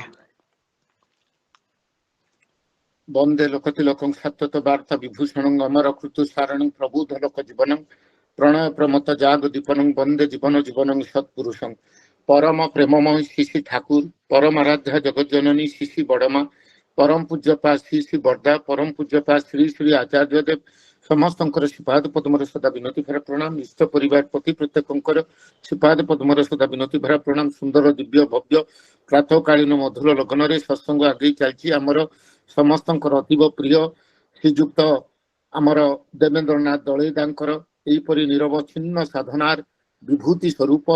तेणुक सर्वप्रथमे आजिर ए दिव्य लग्न आम मानकर समस्त अतीव प्रिय श्रीजुक्त देवेंद्रनाथ दलईदांकर सर्वांगीन सुख शांति आनंद मधुमंद्रित जीवनर प्रार्थना रखुची। प्रभुंकर रातु चरण तले आजिर एही पवित्र मुहूर्त सत्संग जोग देइथिया समस्त गण्यमान्य बरेण्य सहप्रति ऋतिक धैर्य जाजक उद्गाता समस्त को मोर ससमान प्रणाम प्रीति जय गुरु निवेदन करुची। इष्ट प्राण गुरु भातृमंडली भक्तिमती मातृमंडली साधु सज्जन वर्ग छोट छोट पिला माने समस्त को मोर अंतर भरा प्रीति जय गुरु निवेदन करुची। एवं आज जो माने सत्संग निवेदन करी आम माननकु भक्ति भाव रे मुखर करी तोलिबा पई एपरि भाव रे तांकर दिव्य प्रचेष्टा सत्संग निवेदन करिसेंती। डॉक्टर कान्हूचरण दास दा, श्री प्रसन्न कुमार बेहरा दा, श्री नरेश कुमार प्रधान दा, श्री पूर्णचंद्र महानदा, भिकारी चरण पात्र दा, सस्मिता मा एवं अन्य माने जो माने आज जो विशेष उद्देश्य सत्संग निवेदन करिसेंती परम दयालंकर रातुल चरण तले सेमानंकर से विशेष उद्देश्य सार्थक मंडित हो। जो माने तांकर सुपुत्र सुपुत्री मानंकर दिव्य जन्म दिवसर एई मुहूर्त रे सत्संग निवेदन करिसेंती। दयालंकर रातुल चरण तले सेमानंकर सुपुत्र सुपुत्री माने दीर्घजीवी होई उठंतु, ठाकुरंकर मनलाखी मनीष होई उठंतु एवं जो माने आज अन्यान्य विशेष उद्देश्य रे भी निवेदन करिसेंती से ताहा शुभ प्रसू हो साफल्य मंडित हो प्रार्थना रखुची प्रभुंकर रातुल चरण तले। एवं आपण मानंकर समस्तंकर सर्वांगीन सुख शांति आनंदमय इष्टिपूत जीवनर प्रार्थना रखुची प्रभुंकर रातुल चरण तले। सुंदर भावरे भजन कीर्तन एवं कीर्तन रे दादा अति सुंदर भावरे गान करथुले। हरि बोले नयनर जले भाषा एक न तारे बोलिना। ए जो हरि बोले नयनर जले एटा हला बहुत बड़ कथा। से हरि से हरण करता जी आमर जीवनर समस्त त्रिताप ज्वाला जंत्रणा को रक्षा कर दी पारंती। जे पार्थिव संसार रे आमे दुख कष्ट जंत्रणा एवं प्रवृत्तिर बंधन रे आबद्ध मनुष्य जीव मानू जे उद्धार करि पारंती सेई हरि तांकर नाम सदा सर्वदा तांकु ही आमे भजिबा पड़िबो। पुणी नयनर नीरे माने सेई भली श्रद्धा सेई भली भक्ति सेई भली प्रेम सेई भली भल पाइबार हृदय नहीं सेई भली तांकर पाद पद्म रे नमनीयतार हृदय नहीं आमे जेते बेले तांकर एई भली नाम स्मरण करिबा सेते बेले जाय जीवनटा सार्थक हुए। तेणु करी तो परम दयाल श्री ठाकुर कहउचंती जीवन द्वितीय प्रशस्ति सुर ठीक जानिस तुई ओइनाद शिष्ट कर्मा होय ध्याने चल केटे चल सब प्रमाद। ठाकुर कहउचंती एई जो नामटा देई गली तुमको सेई नामटा होची तुमर जीवन द्वितीय प्रशस्ति सुर। आमर जीवनटा प्रवृत्ति परायण हुए जेते बेले सेते बेले अंधकार पूर्ण हो जाए किंतु आमर जीवनटा जेते बेले प्रवृत्ति मुक्त हुए काम क्रोध घृणा लज्जा इत्यादि ଷଢ଼ ରିପୁ ଅଷ୍ଟପାଶରୁ ଯେତେବେଳେ ମୁକ୍ତ ହେଇଯାଏ ସେତେବେଳେ ମଣିଷର ଜୀବନରେ ବ୍ୟାପକତା ଆସେ, ଜୀବନଟା ସବୁ କିଛି ଦିଗ ଦେଇ ଶାନ୍ତି ସ୍ୱସ୍ତିରେ ଭରପୁର ହେଇଯାଏ ଏବଂ ଜ୍ଞାନ ବା ପ୍ରଜ୍ଞାରେ ମଣିଷ ଉଦ୍ଭାସିତ ହେଇଯାଏ। ତେଣୁକରି ତ ଶ୍ରୀ ଠାକୁର କହୁଛନ୍ତି ଏଇଟାକୁ ଜୀବନ ଦ୍ୟୁତି, ଦ୍ୟୁତି ମାନେ ଆଲୋକ, ଆମ ଜୀବନର ଆଲୋକର ଏଇଟା ହଉଛି ପ୍ରଶସ୍ତି ସୁର, ପ୍ରଶସ୍ତି ନାଦ। ପ୍ରଶସ୍ତି ମାନେ ବ୍ୟାପ୍ତି ବା ବିସ୍ତାର। ମଣିଷ ଆଉ ନିଜେ ସଂକୀର୍ଣ୍ଣତାର ଗଣ୍ଡି ଭିତରେ ଆବଦ୍ଧ ହେଇପାରେ ନା। ଯିଏ ସଦ୍ଗୁରୁଙ୍କ ପ୍ରତି ଭକ୍ତି ଭଲ ପାଇବାର ହୃଦୟ ନେଇ ଏଇପରି ଭାବରେ ନାମ ଧ୍ୟାନ କରେ ତାର ତ ଏଇପରି ଭାବରେ ଜୀବନଟା ପ୍ରଶସ୍ତ ହେଇଯାଏ ଏବଂ ଯେତେବେଳେ କ୍ରମେ କ୍ରମେ ଶ୍ରଦ୍ଧା ଭକ୍ତି ଭଲ ପାଇବା ବଢେ, ତାଙ୍କ ପ୍ରତି ଧ୍ୟାନ ବଢେ, ସେତେବେଳେ ମଣିଷ ଶିଷ୍ଟ କର୍ମା ହବ ହିଁ ହବ, ମଣିଷ ମଙ୍ଗଳ କର୍ମା ହବ, ମଣିଷ ଶିଷ୍ଟ କର୍ମା ହବ, ମଣିଷ ସଦ୍ଗୁରୁଙ୍କର ଅନୁଚଳନାରେ ନିଜକୁ ଚଲେଇ ଜୀବନକୁ ଧନ୍ୟ କରି ଚାଲିବ। ଫଳତଃ କଣ ହବ? ଠାକୁର କହିଲେ ଚଲ କେଟେ ଚଲ ସବ ପ୍ରମାଦ। ଏଇ ଆମେ ଯେତେବେଳେ ଜୀବନର ଚଳନଟା ଆମେ ଜାଣିନେ ଏବଂ ନିଜର ଖୁସି ଖିଆଲ ଚଳନରେ ମଣିଷ ଯେତେ ଚାଲେ, ଗୁରୁଙ୍କୁ ଅନୁସରଣ ନ କରି ନିଜର ଖିଆଲ ମାଫିକ ଚଳନରେ ଯେତେ ଚାଲେ ତାର ଜୀବନରେ ସେତେ ଦୁଃଖ ଆସିପାରେ, କଷ୍ଟ ଆସିପାରେ, ପ୍ରମାଦ ଆସିପାରେ। କିନ୍ତୁ ତାଙ୍କ ଚଳନୀରେ ଚାଲିବାର ଅଭ୍ୟାସର ଭିତର ଦେଇ ମଣିଷ ଜୀବନଟା ନିରଙ୍କୁଶ ନିରୁଦ୍ବେଗ ନିରାମୟ ହୁଏ। ଏଇ ପ୍ରସଙ୍ଗରେ ଆଲୋଚନା ପ୍ରସଙ୍ଗର ପ୍ରଥମ ଖଣ୍ଡରେ ଶ୍ରୀ ଠାକୁରଙ୍କର ଗୋଟିଏ ଆଲୋଚନା, ଅତି ସୁନ୍ଦର ଆଲୋଚନା ମନେ ପଡୁଛି। ପରମ ଦୟାଳୁ ଶ୍ରୀ ଠାକୁର କହୁଛନ୍ତି ଯେ ସଦ୍ଗୁରୁଙ୍କର ଅନୁଶୀଳନର ଅଭ୍ୟାସ କରିବାକୁ ପଡିବ। ଆମେ ମାନେ ଯଦି ପ୍ରକୃତରେ ସଦ୍ଗୁଣର ଅଧିକାରୀ ହବାକୁ ଚାହୁଁଛେ ତାହେଲେ ଠାକୁର ଯାହା କହିଛନ୍ତି ସହଜ ସରଳ ଭାବରେ ଏଇ ଯଜନ ଯାଜନ ଇଷ୍ଟଭୂତି ସ୍ୱସ୍ତନୀ ସଦାଚାର ଏଗୁଡିକ ମାନିବାର ଅଭ୍ୟାସ କରିବାକୁ ପଡିବ। ଏବଂ ଯେତେବେଳେ ଏଇ ସବୁ ଆମେ ମାନି ମାନି ଚାଲିବା ସେତେବେଳେ ଆମର ଏଇ ସଦ୍ଗୁଣ ଗୁଡିକ ଚରିତ୍ରରେ ଆସ୍ତେ ଆସ୍ତେ ଏକ୍ୱାଇର କରିବା, ମାନେ ଚରିତ୍ରରେ ଆସ୍ତେ ଆସ୍ତେ ଆମେ ଧାରଣ କରିବା। ଏବଂ ଠାକୁର କହିଲେ ଯେତେବେଳେ ତୁମେ ଏସବୁ ଯାକ ଅନୁଶୀଳନ କରି ଚାଲିବ, ତୁମର ପରିବାର ବର୍ଗ ଯେତେବେଳେ ଠାକୁରଙ୍କୁ ଅନୁଶୀଳନ କରି ଚାଲୁଥିବେ ସେତେବେଳେ କଣ ହବ? ବହୁ ଜେନେରେସନର ମାନେ ପୁରୁଷ ପରେ ପୁରୁଷ ଏଇପରି ଯେତେବେଳେ ଆମେ ଠାକୁରଙ୍କର ଗୁଣାବଳୀ ଏଇ ଜିନିଷ ଗୁଡିକ ଯେତେବେଳେ ଏକ୍ୱିଜିସନ ବା ଅର୍ଜନ କରିବା, ଠାକୁର କହିଲେ ଦିନେ ତାହା ଇନଷ୍ଟିଂକ୍ଟରେ ପରିଣତ ହବ। ଗୋଟିଏ କଥା, ତୁମର ପୁରୁଷ ପରେ ପୁରୁଷ ବଂଶରେ ଯେତେବେଳେ ଠାକୁରଙ୍କର ବିଧାନକୁ ମାନି ମାନି ଚାଲିବେ ସେତେବେଳେ ଦିନ ଆସିବ ତୁମ ବଂଶର ସନ୍ତାନ ସନ୍ତତି ମାନେ ଏଇ ସବୁ ଜିନିଷ ଗୁଡିକ ସହଜାତ ସଂସ୍କାର ରୂପେ ବିକଶିତ ହେଇ ଉଠିବ। ଯେମିତିକି ଆଜି ଆମେ ଧରନ୍ତୁ ନାମ ଧ୍ୟାନ କରିବା, ଆଜି ଆମକୁ କହିଲେ ଦଳେଇ ଆଜି ଟିକେ ଯାଜନ ଅଛି, ଭୋରୁ ଉଠିବାକୁ ପଡିବ, ଧ୍ୟାନ କରିବାକୁ ପଡିବ, ଆମକୁ ଚିନ୍ତା କରିବାକୁ ପଡିବ, ତ ଆମେ କସରତ କରୁଛେ କିନ୍ତୁ ଆମର ସହଜ ସଂସ୍କାର ହେଇନି। କିନ୍ତୁ ଯେତେବେଳେ ଆମେ ଏଇ ଅଭ୍ୟାସ କରି କରି ଚାଲିବା, ଆମର ପିଢି ପରେ ପିଢି ଯେତେବେଳେ ଅଭ୍ୟାସ କରି କରି ଚାଲିବେ ସେତେବେଳେ କଣ ହବ ନା ଧ୍ୟାନ କରିବା ସହଜ ସାଧ୍ୟ ହେଇଯିବ, ଯାଜନ କରିବା ସହଜ ସାଧ୍ୟ ହେଇଯିବ, ସେତେବେଳେ ଇଷ୍ଟ ଭରଣ କରିବା ବ୍ୟାପାର ସହଜ ସାଧ୍ୟ ହେଇଯିବ, ପରିବେଶର ସେବା କରିବା ତାହା ସହଜ ସାଧ୍ୟ ହେଇଯିବ। ମାନେ ଆମକୁ ଆଉ କସରତ କରିବାକୁ ପଡିବନି। ଆମକୁ ଏବେ ଆଚାର୍ଯ୍ୟ ଦେବ କହିଛନ୍ତି ଏଇ କାମ କରିବା ପାଇଁ, ତାହେଲେ ଆମେ କଣ କରୁଛୁ? ଆମର ଇଚ୍ଛା ଥାଉ ନଥାଉ, ଆମର ସଂସ୍କାର ଆହୁରି ହେଇନି, ଆମେ ଠାକୁରଙ୍କ ପ୍ରତି ଭଲ ପାଇବା ଅଛି, ଆଚାର୍ଯ୍ୟ ଦେବଙ୍କ ପ୍ରତି ଭଲ ପାଇବା ଅଛି ବୋଲି କିଛିଟା ବାଧ୍ୟବାଧକତାରେ ଏଇ କାମ କରିବାକୁ ଚେଷ୍ଟା କରୁଛେ ମାତ୍ର। କିନ୍ତୁ ଯେତେବେଳେ ଠାକୁରଙ୍କ ବିଧାନ ଗୁଡିକ ପରିବାର ଗୁଡିକରେ ପିଢି ପରେ ପିଢି ଯେତେବେଳେ ପାଳନ କରି କରି ଚାଲିବେ ସେତେବେଳେ ପରିବାରର ବଂଶଗର୍ଦ୍ଧର ମାନେ ଯୋଉମାନେ ଆଗାମୀ ଆସିବେ ସେଗୁଡିକ ସେମାନଙ୍କର ସହଜାତ ସଂସ୍କାର ରୂପରେ ପରିଣତ ହବ। ଏବଂ ଯେଉଁ ମଣିଷ ଧରନ୍ତୁ ଆମେ ବି ଜନ୍ମ ପରେ ଜନ୍ମ ଯେତେବେଳେ ଶ୍ରୀ ଠାକୁରଙ୍କର କଥା ମାନି ଚାଲିବା, ଆମର ବି ଜନ୍ମ ଯାହା ଦାଦା କହୁଥିଲେ ଇହକାଳ ପରକାଳ ଦୁଇ କାଳ ଯାକ ଆମର ଧନ୍ୟ ହବ। ଇହ କାଳରେ ତ ଆମେ ପ୍ରମାଦୀ ଶୂନ୍ୟ ହେଇ ନିରୁଦ୍ବେଗ ଜୀବନର ଅଧିକାରୀ ହେବା, ସୁଖ ଶାନ୍ତି ପାଇବା। ଏପରିକି ପରଜନ୍ମ ବୋଲି ଯଦି ଅଛି ଏବଂ ଯେତେବେଳେ ଆସନ୍ତା ଜନ୍ମ ବି ପାଇବା, ଜନ୍ମ ପରେ ଜନ୍ମ କଣ ହବ? ଏଇ ଅଭ୍ୟାସ କରିବାର ଭିତର ଦେଇ ଆମର ବି ତାହା ସହଜ ସଂସ୍କାରରେ ରୂପାନ୍ତରିତ ହୋଇ ଆମକୁ ବି ଦିନେ ଦେବ ମାନବରେ ରୂପାନ୍ତରିତ କରିବ, ଏଥିରେ ତିଳେ ମାତ୍ର ସନ୍ଦେହ ନାହିଁ। ଏବଂ ସେଇ ଆଲୋଚନା ପ୍ରସଙ୍ଗ ପ୍ରଥମ ଖଣ୍ଡରେ ପରମ ଦୟାଳୁ ଶ୍ରୀ ଠାକୁର କହୁଛନ୍ତି କିନ୍ତୁ ମନେ ରଖ ଏଇ ଏକ୍ୱିଜିସନ ଏଣ୍ଡ ଇନଷ୍ଟିଂକ୍ଟ ମଧ୍ୟରେ ଅନେକ ତଫାତ। ଦେଖନ୍ତୁ ଏକ୍ୱିଜିସନ ମାନେ ଆମେ ଏବେ ଦୀକ୍ଷା ନେଲେ, ଦୀକ୍ଷା ନେଇକରି ଆମେ ଠାକୁରଙ୍କର ଯଜନ ଯାଜନ ଇଷ୍ଟଭୂତି ଏଇଟା ଅଭ୍ୟାସ କରୁଛେ, କିଛି କିଛି କଲେ ଜୀବନ ଚରିତ୍ରରେ ତାଙ୍କର ଏଇ ଯେ ଠାକୁରଙ୍କର ବାର୍ତ୍ତା କିଛିଟା ବିକଶିତ ହେଲା, ଏଇଟା ହେଲା ଆମର ଏକ୍ୱିଜିସନ ବା ଅର୍ଜନ ପଟୁତା। କିନ୍ତୁ ଇନଷ୍ଟିଙ୍କ୍ଟ ହେବା ପାଇଁ ତାହା ଅନେକ ତଫାତ, ବହୁ ଜନ୍ମର ସାଧନା ଦରକାର ଏବଂ ବହୁ ପିଢ଼ି ପରେ ପିଢ଼ି ସାଧନା ଦରକାର। ଶ୍ରୀ ଠାକୁର କହୁଛନ୍ତି, ଗୋଟେ ଉଦାହରଣ ଦେଇକରି କହୁଛନ୍ତି, ଯେପରିକି ସାର୍ ଆଇଜାକ୍ ନ୍ୟୁଟନଙ୍କର କଥା। ସାର୍ ଆଇଜାକ୍ ନ୍ୟୁଟନ ଏଇ ଯୋଉ ଫାଦର ଅଫ ଫିଜିକ୍ସ ବୋଲି ଯାହା କୁହାଯାଏ, ସାର୍ ଆଇଜାକ୍ ନ୍ୟୁଟନ ଥିଲେ ମ୍ୟାଥମେଟିସିଆନ ବାଇ ଇନଷ୍ଟିଙ୍କ୍ଟ। ଠାକୁର କହୁଛନ୍ତି ତାଙ୍କର ମାନେ ଜନ୍ମ ସଂସ୍କାରରେ ସହଜ ସଂସ୍କାର ରୂପେ ଗଣିତ ବିଦ୍ୟାଟା ଉଦ୍ଭାସିତ ହେଇଥିଲା ମାନେ ନ୍ୟୁଟନଙ୍କର ହୃଦୟ ଦର୍ଶନରେ। ମ୍ୟାଥ ତାଙ୍କୁ କହୁଛନ୍ତି ଠାକୁର, ମ୍ୟାଥମେଟିକ୍ସ ତାଙ୍କ ଅପେକ୍ଷା ହୁଏତ ଅନ୍ୟ କେହି ଭଲ ଜାଣିପାରନ୍ତି, କିନ୍ତୁ ତାଙ୍କ ମଧ୍ୟରେ ମ୍ୟାଥମେଟିକ୍ସ ହୁଏତ ଇନଷ୍ଟିଙ୍କ୍ଟର ସ୍ଥାନ ନେଇନାହିଁ।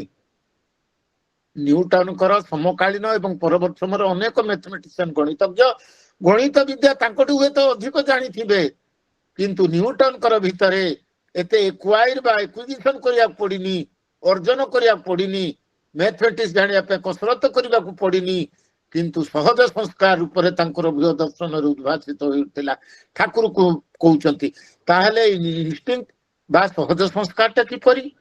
ଯେପରି ହାର୍ଟ ବିଟ୍ କରେ, ହୃତ୍ପିଣ୍ଡ ସ୍ପନ୍ଦିତ ହୁଏ, କାନ ଶୁଣେ, ନାକ ନିଶ୍ୱାସ ନିଏ, ପାଦ ଚାଲେ, ଏଗୁଡିକ ହଉଛି ସହଜ ସଂସ୍କାର। ହାର୍ଟକୁ ଆମେ ଜାଣିକିରି ଇଚ୍ଛା କରିକି ବିଟ୍ କରିବାକୁ ପଡେ ନା, ଅଟୋମେଟିକାଲି ବିଟ୍ ହେଇ ଚାଲିଥାଏ। କାନରେ ଯେତେ ଶବ୍ଦ ଆସିଲେ କାନକୁ ଶୁଣେ ବୋଲି ଆମକୁ କହିବାକୁ ପଡେ ନା, ଅଟୋମେଟିକାଲି କାନ ଶୁଣିଯାଏ, କାରଣ ଏଗୁଡିକ ସହଜାତ ହେଇଯାଇଛି। ତେଣୁକରି ମଣିଷର ସହଜାତ ପ୍ରବୃତ୍ତି ହଉଛି ଏବଂ ଠାକୁର ବି ଆହୁରି କରି ବୁଝେଇ କହୁଛନ୍ତି ଯେ ଗୋଟିଏ ବଡ ବଂଶର ପିଲା ହୁଏତ ଅନୁଶୀଳନର ଅଭାବରେ ଗୋଟିଏ ବଣ ବୃଷ ବା ବଣୁଆ ଷଣ୍ଢ ହେଇଯାଇପାରେ, କିନ୍ତୁ ତା ଭିତରେ ଇନଷ୍ଟିଙ୍କ୍ଟ ସବୁ ଠିକ ଥାଏ। ମାନେ ଯଦି ଆମେ ପିଢି ପରେ ପିଢି ଅନୁଶୀଳନ କରି ଚାଲିବା, ତାହେଲେ ଏତେ ସୁନ୍ଦର ଭାବରେ ଆମର ବଡିର ଜେନେଟିକ୍ସ, ଆମର ଡିଏନଏ ଭିତରେ, ଆମର ଜିନ୍ ଭିତରେ, ଆମର ବଂଶଗୁଣ ଭିତରେ ସେଗୁଡିକ ରୂପ ନବ, ଏଷ୍ଟାବ୍ଲିଶ କରିଯିବ। ଏବଂ ଯେପରି ଗୋଟିଏ ହୁଏତ ଜେନେରେସନରେ ଗୋଟିଏ ଜଣେ ଭଲ ବଂଶର ପିଲା ବି ହୁଏତ ଜଣେ ଅନୁସରଣ ନ କରେ, ଆମେ ଭାବେ ସେ ଗୋଟେ ବଣୁଆ ପିଲା, ସେ ଥାର୍ଡ କ୍ଲାସ ଲୋକ, ସେ ତାର କିଛି ନାହିଁ, କିନ୍ତୁ ବଂଶରେ ଯଦି ସେଗୁଡିକ ଯଦି ଅନୁସରଣ ହେଇ ଚାଲିଛି, ତାର ଡିଏନଏ ତାର ଜିନ୍ ଭିତରେ ସେଇ ସୁନ୍ଦର ଜିନିଷ ଗୁଡିକ ରହିଛି, ସେଇ ସହଜାତ ପ୍ରକୃତି ଗୁଡିକ ରହିଛି। ହୁଏତ ଏଇ ଜେନେରେସନରେ ତାହା ବିକଶିତ ହେଇନି, କିନ୍ତୁ ପରବର୍ତ୍ତୀ ଜେନେରେସନରେ ସେଗୁଡିକ ବିକଶିତ ହେବାର ସମ୍ଭାବନା ରହିଛି। ଆଉ ଠାକୁର କହିଲେ ଏଇ ଇନଷ୍ଟିଙ୍କ୍ଟଟାକୁ ବଜାୟ ରଖିବାକୁ ପଡେ। ଇନଷ୍ଟିଙ୍କ୍ଟ ମାନେ ସହଜାତ ପ୍ରକୃତି। କାହା କାହା ଦେଖିବେ ବଂଶରେ ସଙ୍ଗୀତ ଗାନ ସହଜ ହେଇଯାଏ, କାହା କାହା ବଂଶରେ ଖେଳ କସରତ ସହଜ ସରଳ ହେଇଯାଏ, କାହା କାହା ବଂଶରେ ଦେଖିବେ ଆପଣଙ୍କର ଶିଳ୍ପ କଳା ଚାତୁର୍ଯ୍ୟ ଭାସ୍କର ଏଇ ସବୁ ଜିନିଷ ବହୁତ ସହଜ ସରଳ ହେଇଯାଏ, କାରଣ ସେଗୁଡିକ ତାଙ୍କ ବଂଶର, ତାଙ୍କ ଜିନରେ, ତାଙ୍କ ଡିଏନଏରେ ଏଗୁଡିକ ଏଷ୍ଟାବ୍ଲିଶ ହେଇକି ରହିଛି, ସ୍ଥାପିତ ହେଇକି ରହିଛି, ସହଜାତ ସଂସ୍କାର ରୂପରେ ହେଇଛି। କିନ୍ତୁ ଗୋଟିଏ ଭଲ ବଂଶରେ ଯେତେବେଳେ ଏଇ ଯୋଉ ଇନଷ୍ଟିଙ୍କ୍ଟ ଯେତେବେଳେ ଗଣ୍ଡଗୋଳ ହେଇଯିବ, ତାହେଲେ ବୁଝିବାକୁ ପଡିବ ସେଠାରେ ବଂଶରେ ପ୍ରତିଲୋମ ସଂସ୍ରବ କରିଛି କିମ୍ବା ବିବାହ ବିଧିର ବ୍ୟତ୍ୟୟ ହୋଇଛି। ଠାକୁର କହିଲେ ଦେଖନ୍ତୁ ବିବାହଟା ଅତି ଇମ୍ପୋର୍ଟାଣ୍ଟ, ଏବଂ ଯଦି ବିବାହ ଯଦି ଆମର ଯଦି ଭୁଲ ହେଇଗଲା, ବ୍ୟତ୍ୟୟ ହେଇଗଲା ବା ପ୍ରତିଲୋମ ସଂସ୍ରବ ଯଦି ବଂଶରେ ହେଇଗଲା, ତାହେଲେ ଆମ ବଂଶର ଭଲ ଭଲ ଗୁଣାବଳୀ, ଭଲ ଭଲ ଜିନ୍ ବା ଡିଏନଏ ଯୋଉଟା କି ବର୍ଷ ପରେ ବର୍ଷ, ବର୍ଷ ପରେ ବର୍ଷ ଅଭ୍ୟାସ କରିବାର ଭିତରେ ଦେଇ ବଂଶରେ ସହଜାତ ସଂସ୍କାର ଉପରେ ରୂପ ନେଇଛି, ସେଗୁଡିକ ନଷ୍ଟ ହେଇଯିବ। ଠାକୁର କହୁଛନ୍ତି କରପସନ ବା କଳୁଷ ଯୋଗୁଁ ଅନେକ ସମୟରେ ଭଦ୍ର ଘରେ ମଧ୍ୟ ପ୍ରତିଲୋମଜ ସନ୍ତାନ ଜନ୍ମ ହୁଏ। ଏପରି ମଧ୍ୟ ଅସମ୍ଭବ ନୁହେଁ ଯେ ଗୋଟିଏ ଭଲ ବଂଶରେ ମାନେ ନିଚ ଔରସର ଜାତ ସନ୍ତାନ ବୋଲି ସମାଜରେ ପରିଗଣିତ ହେଉଛି। ମାନେ ଗୋଟିଏ ଦେଖନ୍ତୁ, ଏଗୁଡିକ ଯଦି ଆମର ଯଦି ଚଳଣି ଚରିତ୍ର ସତତା ସତୀତ୍ୱ ଏଗୁଡିକୁ ଯଦି ଅଭ୍ୟାସ ନ ରଖିବା, ହୁଏତ ଆମ ବଂଶରେ ହୁଏତ କେଉଁ ଦୁର୍ବଳ ମୁହୂର୍ତ୍ତରେ ଆମେ ଯଦି ଏପରି ଭାବରେ ଯଦି ନିଜର କାମନାକୁ ଯଦି ଚରିତାର୍ଥ କରିବା ପାଇଁ ପ୍ରତିଲୋମ ସଂସ୍ରବ ପ୍ରବେଶ କରି ଯାଉଛି, ତାହେଲେ ବି ଆମ ବଂଶର ଇନଷ୍ଟିଙ୍କ୍ଟ ଗୁଡାକୁ, ଭଲ ଗୁଣ ଗୁଡିକୁ ନଷ୍ଟ କରିଦଉଛି। ଗୋଟେ ଉଦାହରଣ ଏହି ପରିପ୍ରେକ୍ଷୀରେ ମନେ ପଡୁଛି। ପୌରାଣିକ କଥା ଅନୁସାରେ କଂସର ଜନ୍ମ ସମ୍ପର୍କରେ ଏକ ରହସ୍ୟମୟ କାହାଣୀ ରହିଛି। ଯଦିଓ ଯଦୁବଂଶୀ ବା ଭଜବଂଶର କୁଳୀନ ରାଜା ଉଗ୍ରସେନ କଂସର ପିତା ବୋଲି କୁହାଯାଏ, କିନ୍ତୁ ଅନେକ ପୁରାଣ ବିଶେଷ କରିକି ପଦ୍ମ ପୁରାଣ ଏବଂ ଭାଗବତର କିଛି ବ୍ୟାଖ୍ୟା ଅନୁସାରେ କଂସର ପ୍ରକୃତ ପିତା ବା ବାୟୋଲୋଜିକାଲ ଫାଦର, ଜୈବିକ ପିତା ବୋଲି ଯାହା କୁହାଯାଏ, ସେ ଥିଲେ ଜଣେ ଗନ୍ଧର୍ବ ବା ଦୈତ୍ୟ। ତା ପୁଣି କେମିତି? କାରଣ ଥରେ ଉଗ୍ରସେନଙ୍କର ପତ୍ନୀ ରାଣୀ ପଦ୍ମାବତୀ ବଣରେ ଭ୍ରମଣ କରୁଥିବା ସମୟରେ ଦ୍ରୁମିଳ ନାମକ ଜଣେ ଗନ୍ଧର୍ବ ବା ଦୈତ୍ୟ ତାଙ୍କୁ ଦେଖି ମୋହିତ ହୋଇଯାଇଥିଲେ। ଛଳପୂର୍ବକ ମାୟାରେ ଦ୍ରୁମିଳ ରାଜା ଉଗ୍ରସେନଙ୍କର ରୂପ ଧାରଣ କରିକି ରାଣୀଙ୍କ ସହ ସମ୍ପର୍କ ରଖିଥିଲେ। ଏହି ଛଳନା ପୂର୍ବକ ସମ୍ପର୍କରୁ ହିଁ ତ କଂସର ଜନ୍ମ ହୋଇଥିଲା। ସେଇଥିପାଇଁ କଂସ ଜନ୍ମରୁ ହିଁ ଜଣେ କ୍ରୂର ପ୍ରକୃତିର ଅସୁର ପ୍ରବୃତ୍ତିର ବ୍ୟକ୍ତି ଥିଲା। ପରବର୍ତ୍ତୀ ମୁହୂର୍ତ୍ତରେ ନିଜ ପିତା ଉଗ୍ରସେନଙ୍କୁ ମାନେ ଶତ୍ରୁବମଣି ତାଙ୍କୁ ବନ୍ଦୀ କରିଥିଲା ଏବଂ ଜଣେ ଅତ୍ୟାଚାରୀ ଶାସକ ଥିଲା। ଏଇଟା ହଉଛି ଜନନ ନୀତିର ବିଭ୍ରାଟ। କିପରି ଗୋଟିଏ କୁଳୀନ ଯଦୁବଂଶ ଭଜବଂଶୀ ପରି କୁଳୀନ ବଂଶରେ ଅସୁର ପ୍ରବୃତ୍ତିର ମଣିଷ ଜନ୍ମ ହେଲା। ତେଣୁକରି ପ୍ରତିଟି ଟ୍ରେଟ୍, ଠାକୁର କହିଲେ ପ୍ରତିଟି ହ୍ୟୁମାନ ଟ୍ରେଟ୍, ପ୍ରତିଟି ହ୍ୟୁମାନ ବଂଶ, ଏଗୁଡାକୁ ଠିକ ରୂପେ ଆମକୁ ସଜାଡ଼ିକି ରଖିବାକୁ ପଡିବ ବିହିତ ବିବାହ ଏବଂ ଜନନ ନୀତିର ବ୍ୟବହାରର ଭିତର ଦେଇ। ଏହିପରି ଭାବରେ ମଣିଷ ଯେତେବେଳେ ଏଇ ଯୋଉ ଇନଷ୍ଟିଙ୍କ୍ଟ ଗୁଡ଼ିକୁ, ସହଜାତ ସଂସ୍କାର ଗୁଡ଼ିକୁ ଆମକୁ ମେଣ୍ଟେନ୍ କରିକିରି ଆହୁରି ରୁଦ୍ଧିମନ୍ତ କରିବାକୁ ପଡିବ। ଗୁରୁ ପ୍ରଦତ୍ତ ପ୍ରତ୍ୟେକ ଅନୁଶୀଳନକୁ ପାଳନ କରିବାର ଭିତର ଦେଇ ମଣିଷର ବ୍ୟକ୍ତିତ୍ୱ ତାର ଇନଷ୍ଟିଙ୍କ୍ଟରେ ପରିଣତ ହୋଇ ତାକୁ ତ ଗରିମା ମଣ୍ଡିତ କରିଥାଏ। ଦାର୍ଶନିକ ମାଉଜୁ କହନ୍ତି ଓ କେମିତି ଆମେ ଗରିମା ମଣ୍ଡିତ ବ୍ୟକ୍ତିତ୍ୱ ପର୍ଯ୍ୟନ୍ତ କେମିତି ଯିବା, ଅତି ସୁନ୍ଦର ଭାବରେ ଦାର୍ଶନିକ ମାଉଜୁ କହୁଛନ୍ତି, watch your thoughts, they become words, watch your words, they become actions, watch your actions, they become habits, watch your habits, they become character, watch your character, for it becomes your destiny। ମାନେ ଆମେ ଜୀବନର ଆମେ ଚଲାପଥରେ ଆମର ଚଳଣୀର ପ୍ରତିଟି ଶବ୍ଦ, ପ୍ରତିଟି ଚିନ୍ତା, ପ୍ରତିଟି ଭାବନାକୁ କେୟାରଫୁଲ ହେବାକୁ ପଡିବ। ମାନେ ତାକୁ ବିଶେଷ ଭାବରେ ନିରୀକ୍ଷଣ କରିବାକୁ ପଡିବ। ଏବଂ କହିଲେ ଏଠାରେ watch your words, watch your thoughts, they become words। ମାନେ ଆମେ ଯାହା ଚିନ୍ତା କରୁ, ଠାକୁର ବି ତ କହିଲେ ଭାବ ଭାଷାକୁ ହିଁ ତାହା ପ୍ରତିଫଳନ କରେ ଏବଂ ଭାଷା ପରବର୍ତ୍ତୀ ମୁହୂର୍ତ୍ତରେ ମଣିଷର କାର୍ଯ୍ୟଧାରାକୁ ନିୟନ୍ତ୍ରିତ କରେ। ଠାକୁର ତ କହିଛନ୍ତି, ସେଇ କଥା କହୁଛନ୍ତି ବି ଦାର୍ଶନିକ ଯେ watch your thoughts, they become words। ଆମେ ମାନେ ନିଜ ନିଜର ଭାବନାକୁ ପ୍ରତିଟି ମୁହୂର୍ତ୍ତରେ ନିରୀକ୍ଷଣ କରିବାକୁ ପଡିବ, ନିୟନ୍ତ୍ରଣ ବି କରିବାକୁ ପଡିବ।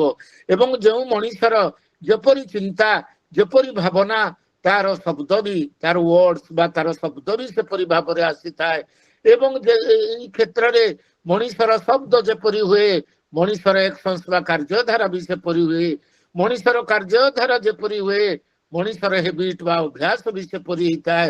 ମଣିଷର ଅଭ୍ୟାସ ଯେତେବେଳେ ଯେମିତି ହେଇଥାଏ, ତାର ଇନଷ୍ଟିଙ୍କ୍ଟ ସହଜାତ ସଂସ୍କାର ରୂପରେ ମଣିଷର କ୍ୟାରେକ୍ଟର ବା ଚରିତ୍ରକୁ ତାହା ପ୍ରତିଭାତ କରିଥାଏ।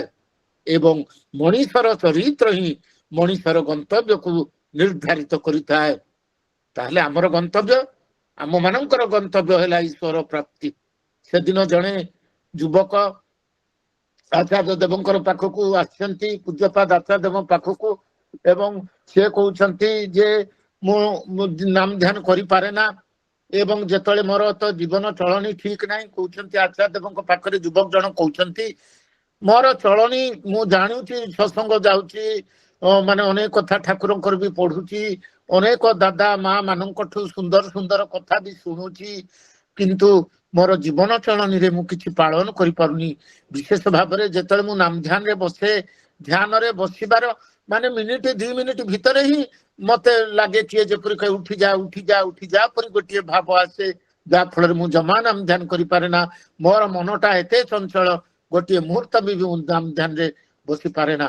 ପର ଆଚାର୍ଯ୍ୟ ଦେବ କହୁଛନ୍ତି, ଯୁବକ କହୁଛନ୍ତି ଯେ ତୁମର ମନଟା ଚଞ୍ଚଳ ବୋଲି ତୁମେ କହୁଛ, তোমার মন কি নিয়ে চঞ্চল, ଗତିଶୀଳତା ନିଏ ନା କି ଗନ୍ତବ୍ୟ ପଛାନ ନିଏ?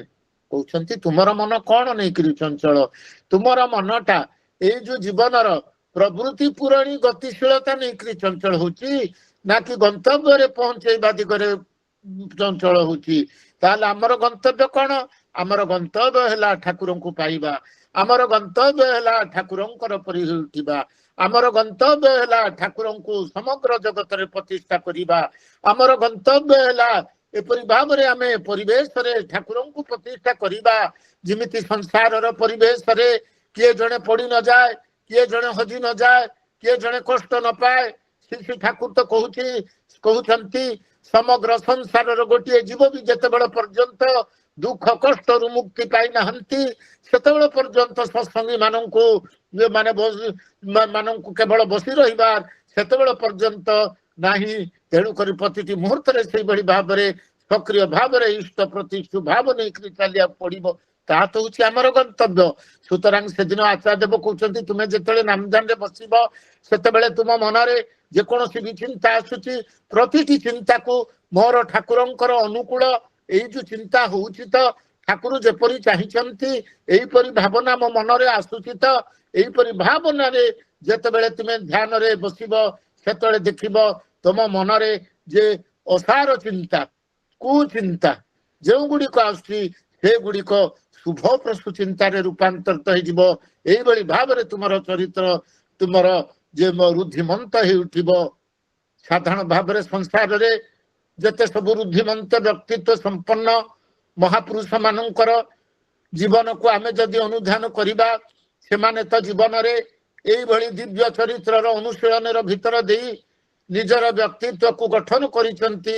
ଯେପରିକି ଗୋଟିଏ କଥା ସେଦିନ ଭାରତର ଦ୍ୱିତୀୟ ପ୍ରଧାନମନ୍ତ୍ରୀ ଲାଲ ବାହାଦୁର ଶାସ୍ତ୍ରୀ ଏତେ ବଡ଼ ପଦବୀରେ ଆସିନଥାଇ ବି ତାଙ୍କ ଜୀବନ ଶୈଳୀ ଅତି ସାଧାରଣ ଥିଲା।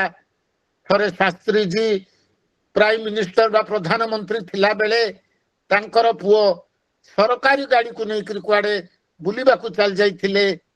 ଯେତେବେଳେ ଶାସ୍ତ୍ରୀ ଯାହା ଜାଣିବାକୁ ପାଇଲେ ସେ ତୁରନ୍ତ ଗାଡିର ଡ୍ରାଇଭରକୁ ପଚାରିଲେ ଗାଡି କେତେ କିଲୋମିଟର ଚାଲିଛି।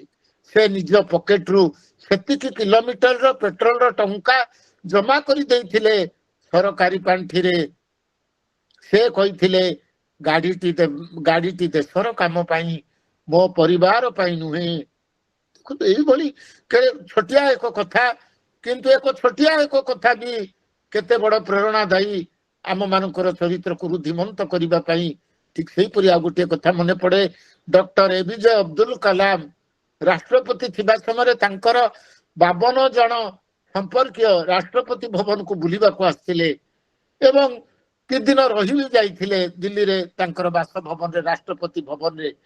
ସେମାନଙ୍କର ରହିବା ଏବଂ ଖାଇବାର ଖର୍ଚ୍ଚ ପ୍ରାୟ 3,50,000 ଟଙ୍କା ହେଇଥିଲା ଏବଂ ରାଷ୍ଟ୍ରପତି ଅବଦୁଲ କଲାମ ସେଇ ସମସ୍ତ ଖର୍ଚ୍ଚ ତାଙ୍କ ଦରମାରୁ ସରକାରୀ ତହବିଲରେ ମାନେ ଡିପୋଜିଟ କରିଦେଇଥିଲେ, ଭରଣା କରିଦେଇଥିଲେ ଏବଂ ସେଦିନ ସେ ସ୍ପଷ୍ଟ କରିଦେଇଥିଲେ ଯେ ରାଷ୍ଟ୍ରପତି ଭବନର ସୁବିଧା କେବଳ ରାଷ୍ଟ୍ରପତିଙ୍କ ପାଇଁ, ତାଙ୍କ ସମ୍ପର୍କୀୟଙ୍କ ପାଇଁ ନୁହେଁ। କିନ୍ତୁ ଦେଖନ୍ତୁ ଏଇ ଯୋଉ ମହାମାନବଙ୍କର ଗୋଟିଏ ଗୋଟିଏ ଗୁଣ, ଜୀବନର କେତେ ଅନୁଶୀଳନ, ଜୀବନର କେତେ ପ୍ରତିଟି ମୁହୂର୍ତ୍ତରେ ଆମର ଚିନ୍ତା, ଆମର ବାକ୍ୟ, ଆମର କର୍ମ, ଆମର ଅଭ୍ୟାସ ଏଗୁଡ଼ିକୁ କେତେ ମାତ୍ରାରେ ଅନୁସରଣ କରିବାର ଭିତରେ ଦେଇ ମଣିଷ ଏଇଭଳି ଦିବ୍ୟ ଚରିତ୍ରର ଅଧିକାରୀ ହୁଏ।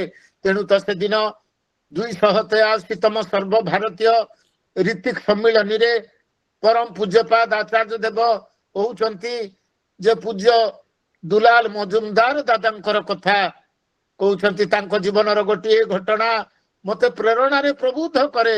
ଦେଖନ୍ତୁ ଆଚାର୍ଯ୍ୟ ଦେବ କହୁଛନ୍ତି ଦୁଲାଲ ମଜୁମଦାରଙ୍କ ଦାଦାଙ୍କର ଜୀବନର ତାଙ୍କର ଚାରିତ୍ରିକ ପରାକାଷ୍ଠାର ଗୋଟିଏ କଥା ସ୍ୱୟଂ ଆଚାର୍ଯ୍ୟ ଦେବ କହୁଛନ୍ତି ତାଙ୍କୁ ପ୍ରେରଣା ଦିଏ। କଣ ସେ ଘଟଣା? ଥରେ ମେଦିନପୁର ଟାଉନରୁ ଗୋଟିଏ ସେତୁ ଅତିକ୍ରମ କରି ଯାଉଛନ୍ତି ଗାଡି ଚଲେଇକିରି ଦୁଲାଲ ଦା। ସେଇ ସେତୁ ଅତିକ୍ରମ କରିବାକୁ ଟୋଲ ଟ୍ୟାକ୍ସ ଦବାକୁ ପଡେ। ସେତେବେଳେ ସେ ମୋପେଡ ଗାଡି ଚଲେଇକିରି ଯାଉଥିଲେ ଏବଂ ଗଲାବେଳେ ଯେତେବେଳେ ଭୀଷଣ ବର୍ଷା ହେଲା, ସେତେବେଳେ ଭୀଷଣ ବର୍ଷା ହେଲା ବେଳେ ସେଇ ବର୍ଷା ଭିତରେ ସେଇ ଟୋଲ ଗେଟ୍ ପାଖରେ ଅଟକିବା ପାଇଁ ସମ୍ଭବପର ନ ହେବାରୁ ଦୁଲାଲ ଦା କଣ କଲେ ନା ଗୋଟିଏ ସାଇଡ ସରୁ ରାସ୍ତା ଦେଇକିରି ସେଇ ଟୋଲ ଗେଟ୍ ପାର ହେଇକିରି ପଳେଇ ଯାଇଥିଲେ ଏବଂ ଯିବା ପାଇଁ ବି ବାଧ୍ୟ ହେଇଥିଲେ। किंतु फेरिबा समय से कौन कले टोल गेट रे एका संगरे दुईटी टिकेट काटिले जो माने टोल टैक्स नौथले से माने एई जो एका संगरे दीटा टिकेट देखि काटिबाटा देखि पचाले आपण कोन एई रास्ता रे आउथरे आसीबे से तो दुलाल दा कहले वर्षा जोगु जीवा समय तो मोर टिकेट काटिया संभवपर होई नथिला तेणु दुईटा टिकेट एका संगे काटिबाकू हैला टोल गेट रो लोक माने दुलाल दा को सत्संगर लोक बोली जानती सत्संगर लोक माने केबे फांकी दियंतिनी केबे ठका ठकी करंतिनी केबे सरकार बा परिवेश रो कोनोसी मनीष मानंकु केबे भूले भूते ठकामी काम केबे तो करंतिनी एवं सेदिन कहउछंती आचार्य देव जेते क्षण पर्यंत मो भितरे ठाकुर वर्तमान सेते क्षण पर्यंत मु सत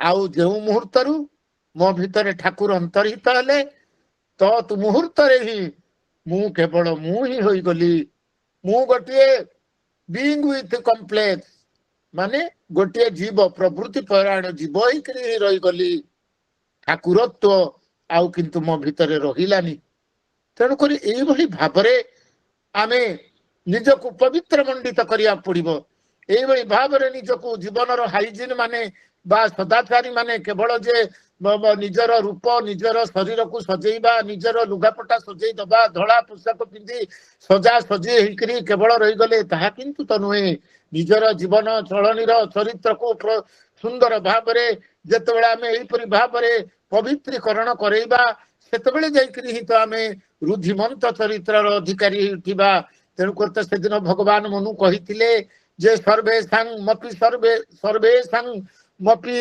शौचानं अर्थ शौचं परं स्मृतः यो वै शुचि स शुचि नमुदबारी शुचि आमे शुचिवंत केतेबेले हेबा जणे शुचिवंत पुरुष जणे शुचिवंत नारी बा जणे शुचिवंत व्यक्तित्वर मनीष जणे सदाचारी व्यक्तित्वर मनीष बा पियर चरित्रर मनीष बोली केमिति जानिबा सेही कथा सुंदर भावरे श्लोक रे कहउचंती सर्वेषां मपि शौचानं अर्थ शौचं परं स्मृतः माने जगत रे सदाचार बोली जेते सब जिंस अछि सबुठारु बड़ सदाचार होउची अर्थ शौचं परं स्मृतः टंका पैसा ए सब मैटर रे जो माने जेते माने निखुण प्योर एई सब मैटर रे जो माने जेते तीक्ष्ण निखुण एवं करप्शनलेस माने अर्थ मैटर रे टंका पैसा मैटर रे जो माने जेते सार बा जो माने करप्शन करंतिनी भ्रष्टाचार करंतिनी से जेते ठीक ठाक भाबरे रहंती परिवेश को न ठकी करी सेही भली मनीष माने ही प्रकृत रे माने शुचिवंत मनीष सर्वेषां मपि शौचानं अर्थ शौचं परं सुतः यो वै शुचि स शुचि टंका पैसा मैटर जेपरि कि लाल बहादुर शास्त्री कथा जेपरि भाव रे अब्दुल कलाम कथा जेपरि भाव रे से दिन परम पूज्य पाद आचार्य देव कहउथिले दुलाल मजुमदार कथा छोट छोट कथा किंतु ता भितर रही बड़ बड़ तत्व एई भली भाव रे जेतेबेले अर्थ मैटर टंका पैसा मैटर मनीष निर्मल हुए प्रकृत रे सेही भली मनीष माने शुचिवंत मनीष सेही भली मनीष मानकर चरित्र सहज भाव रे गठित होइताय यो वै शुचि स शुचि न मृद बारी शुचि मृद माने हला मृतिका बारी माने हला पानी आग काल रे जेतबेले माने माने पुरातन काल रे माने स्नान शौच हला बळकू आजिकाली परी विभिन्न साबुन विभिन्न कंडिमेंट विभिन्न अतर भली सुंदर सुंदर जिनस नथिला से तो अतर तो थिला किंतु गाधेला बेले एई भली कंडिमेंट साबुन सब व्यवहार नथिला किंतु आग काल रे गोटे धरणर माटी आउ पानी दीटा मिसेकरी सुबासित माटी आउ पानी मिसेकरी स्नान शौच होबा पड़तिला तेणु करी कहले एठारे माने महर्षि मनु कहले जे न मृद बारी शुचि सुबासित मृतिका सुबासित पानी नहीं करी देहरे घोषा घोषी हेई करी सुंदर भाव रे गाधेई देले मनीष तो शुचिवंत ही पारे ना किंतु जो माने टंका पैसा अर्थ ए सब मैटर रे शुचिवंत हुअंती प्यूरिटी मेंटेन करंती निर्मल ସବୁଥିରେ ରହନ୍ତି। ପ୍ରକୃତରେ ସେଇଭଳି ମଣିଷ ମାନେ ନିର୍ମଳ। କାରଣ ମଣିଷର ଲୋଭ ଭିତରେ ସବୁଠାରୁ ବଡ ଲୋଭ ହଉଛି ଟଙ୍କା ପଇସାର ମ୍ୟାଟର। ଏଇ ଯେ ପ୍ରବୃତ୍ତି ସଂସାରକୁ ଯେ ଭୋଗ କରିବାର ଇଚ୍ଛା, ତାର ଇଚ୍ଛା ଭିତରେ ରହିଛି ଅର୍ଥ। ତେଣୁକରି ଏଇଟା ଯେତେବେଳେ ମଣିଷର ପବିତ୍ର ହେଇଯାଏ, ଅଟୋମେଟିକାଲି ମଣିଷର ସବୁ କିଛିରେ ନିର୍ମଳ ପବିତ୍ର ହେଇଯାଏ। ତେଣୁକରି ଯେ ଆମ ମାନଙ୍କୁ ଜୀବନ ଚଳନୀରେ ପରମ ଦୟାଲ ପରମ ଦୈବତ ଶ୍ରୀ ଶ୍ରୀ ଠାକୁରଙ୍କୁ ଧରି ଯେଉଁମାନେ ଆମେ ଚାଲିଛେ, ସେତେବେଳେ ପରମ ଦୟାଲ ଶ୍ରୀ ଶ୍ରୀ ଠାକୁରଙ୍କୁ ଦିନେ ପ୍ରଶ୍ନ ହେଇଛି ଯେ ଠାକୁର ମଣିଷ ତ ଜନ୍ମ ଆମେ ପାଇଛେ, ଏଇ ଜନ୍ମ ଭିତରେ ଯେ ସବୁଠାରୁ ବଡ ଲାଭ କଣ ହେଇପାରେ? ତ୍ରିଭୁବନରେ ମଣିଷର ସବୁଠାରୁ ବଡ ପ୍ରାପ୍ତି କଣ ହେଇପାରେ? ସେତେବେଳେ ଶ୍ରୀ ଶ୍ରୀ ଠାକୁର ଅତି ସହଜ ସରଳ ଭାବରେ କହୁଛନ୍ତି, ଅଚ୍ୟୁତ ଇଷ୍ଟ ନିଷ୍ଠା ହିଁ ମଣିଷ ଜୀବନର ବଡ ପ୍ରାପ୍ତି।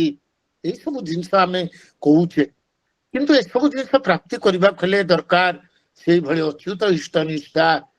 ଏଇ ଯୋଉ ସର୍ବେସାଙ୍ଗମପି ଶୌଚାନାଂ କହିଲେ ତ ମହର୍ଷି ମନୁ, କିନ୍ତୁ ଆମେ ପାଳନ କରିବାକୁ ଜୀବନରେ ଚରିତ୍ରରେ ପାଳନ କରିବାକୁ ହେଲେ ତାହେଲେ ଏଇଭଳି ଦରକାର ମନୋବଳ, ସେଇଭଳି ଦରକାର ମନୋବଳ ଏବଂ ଆସିବ ଅଚ୍ୟୁତ ଇଷ୍ଟ ନିଷ୍ଠାର ଭିତରେ ଦେଇ ଠାକୁର କହୁଛନ୍ତି ଯେପରି ବି ହଉ ତାଙ୍କୁ ପ୍ରାଣ ଭଳି ଭଲ ପାଇବାକୁ ହୁଏ। ଏବଂ ପ୍ରାଣ ଭଳି ମଣିଷ ଯେତେବେଳେ ତାଙ୍କୁ ଭଲ ପାଏ, ତାର ଅଭ୍ୟାସଟା ସ୍ୱତଃ ସ୍ଫୂର୍ତ୍ତ ହେଇଯାଏ। ଯାହା ଆମେ ଅଭ୍ୟାସର କଥା ଆଲୋଚନା କରୁଥିଲେ, ତାଙ୍କୁ ପ୍ରାଣ ଭରି ଭଲ ପାଇଲେ ହିଁ ଆମର ହେବିଟ ବା ଅଭ୍ୟାସ ବା ପରବର୍ତ୍ତୀ ମୁଦ୍ରା ଆମର ଇନଷ୍ଟିଙ୍କ୍ଟ ବା ସହଜାତ ସଂସ୍କାର, ସେତେବେଳେ ହିଁ ଆମର ସ୍ୱତଃସ୍ଫୂର୍ତ୍ତ ହୁଏ।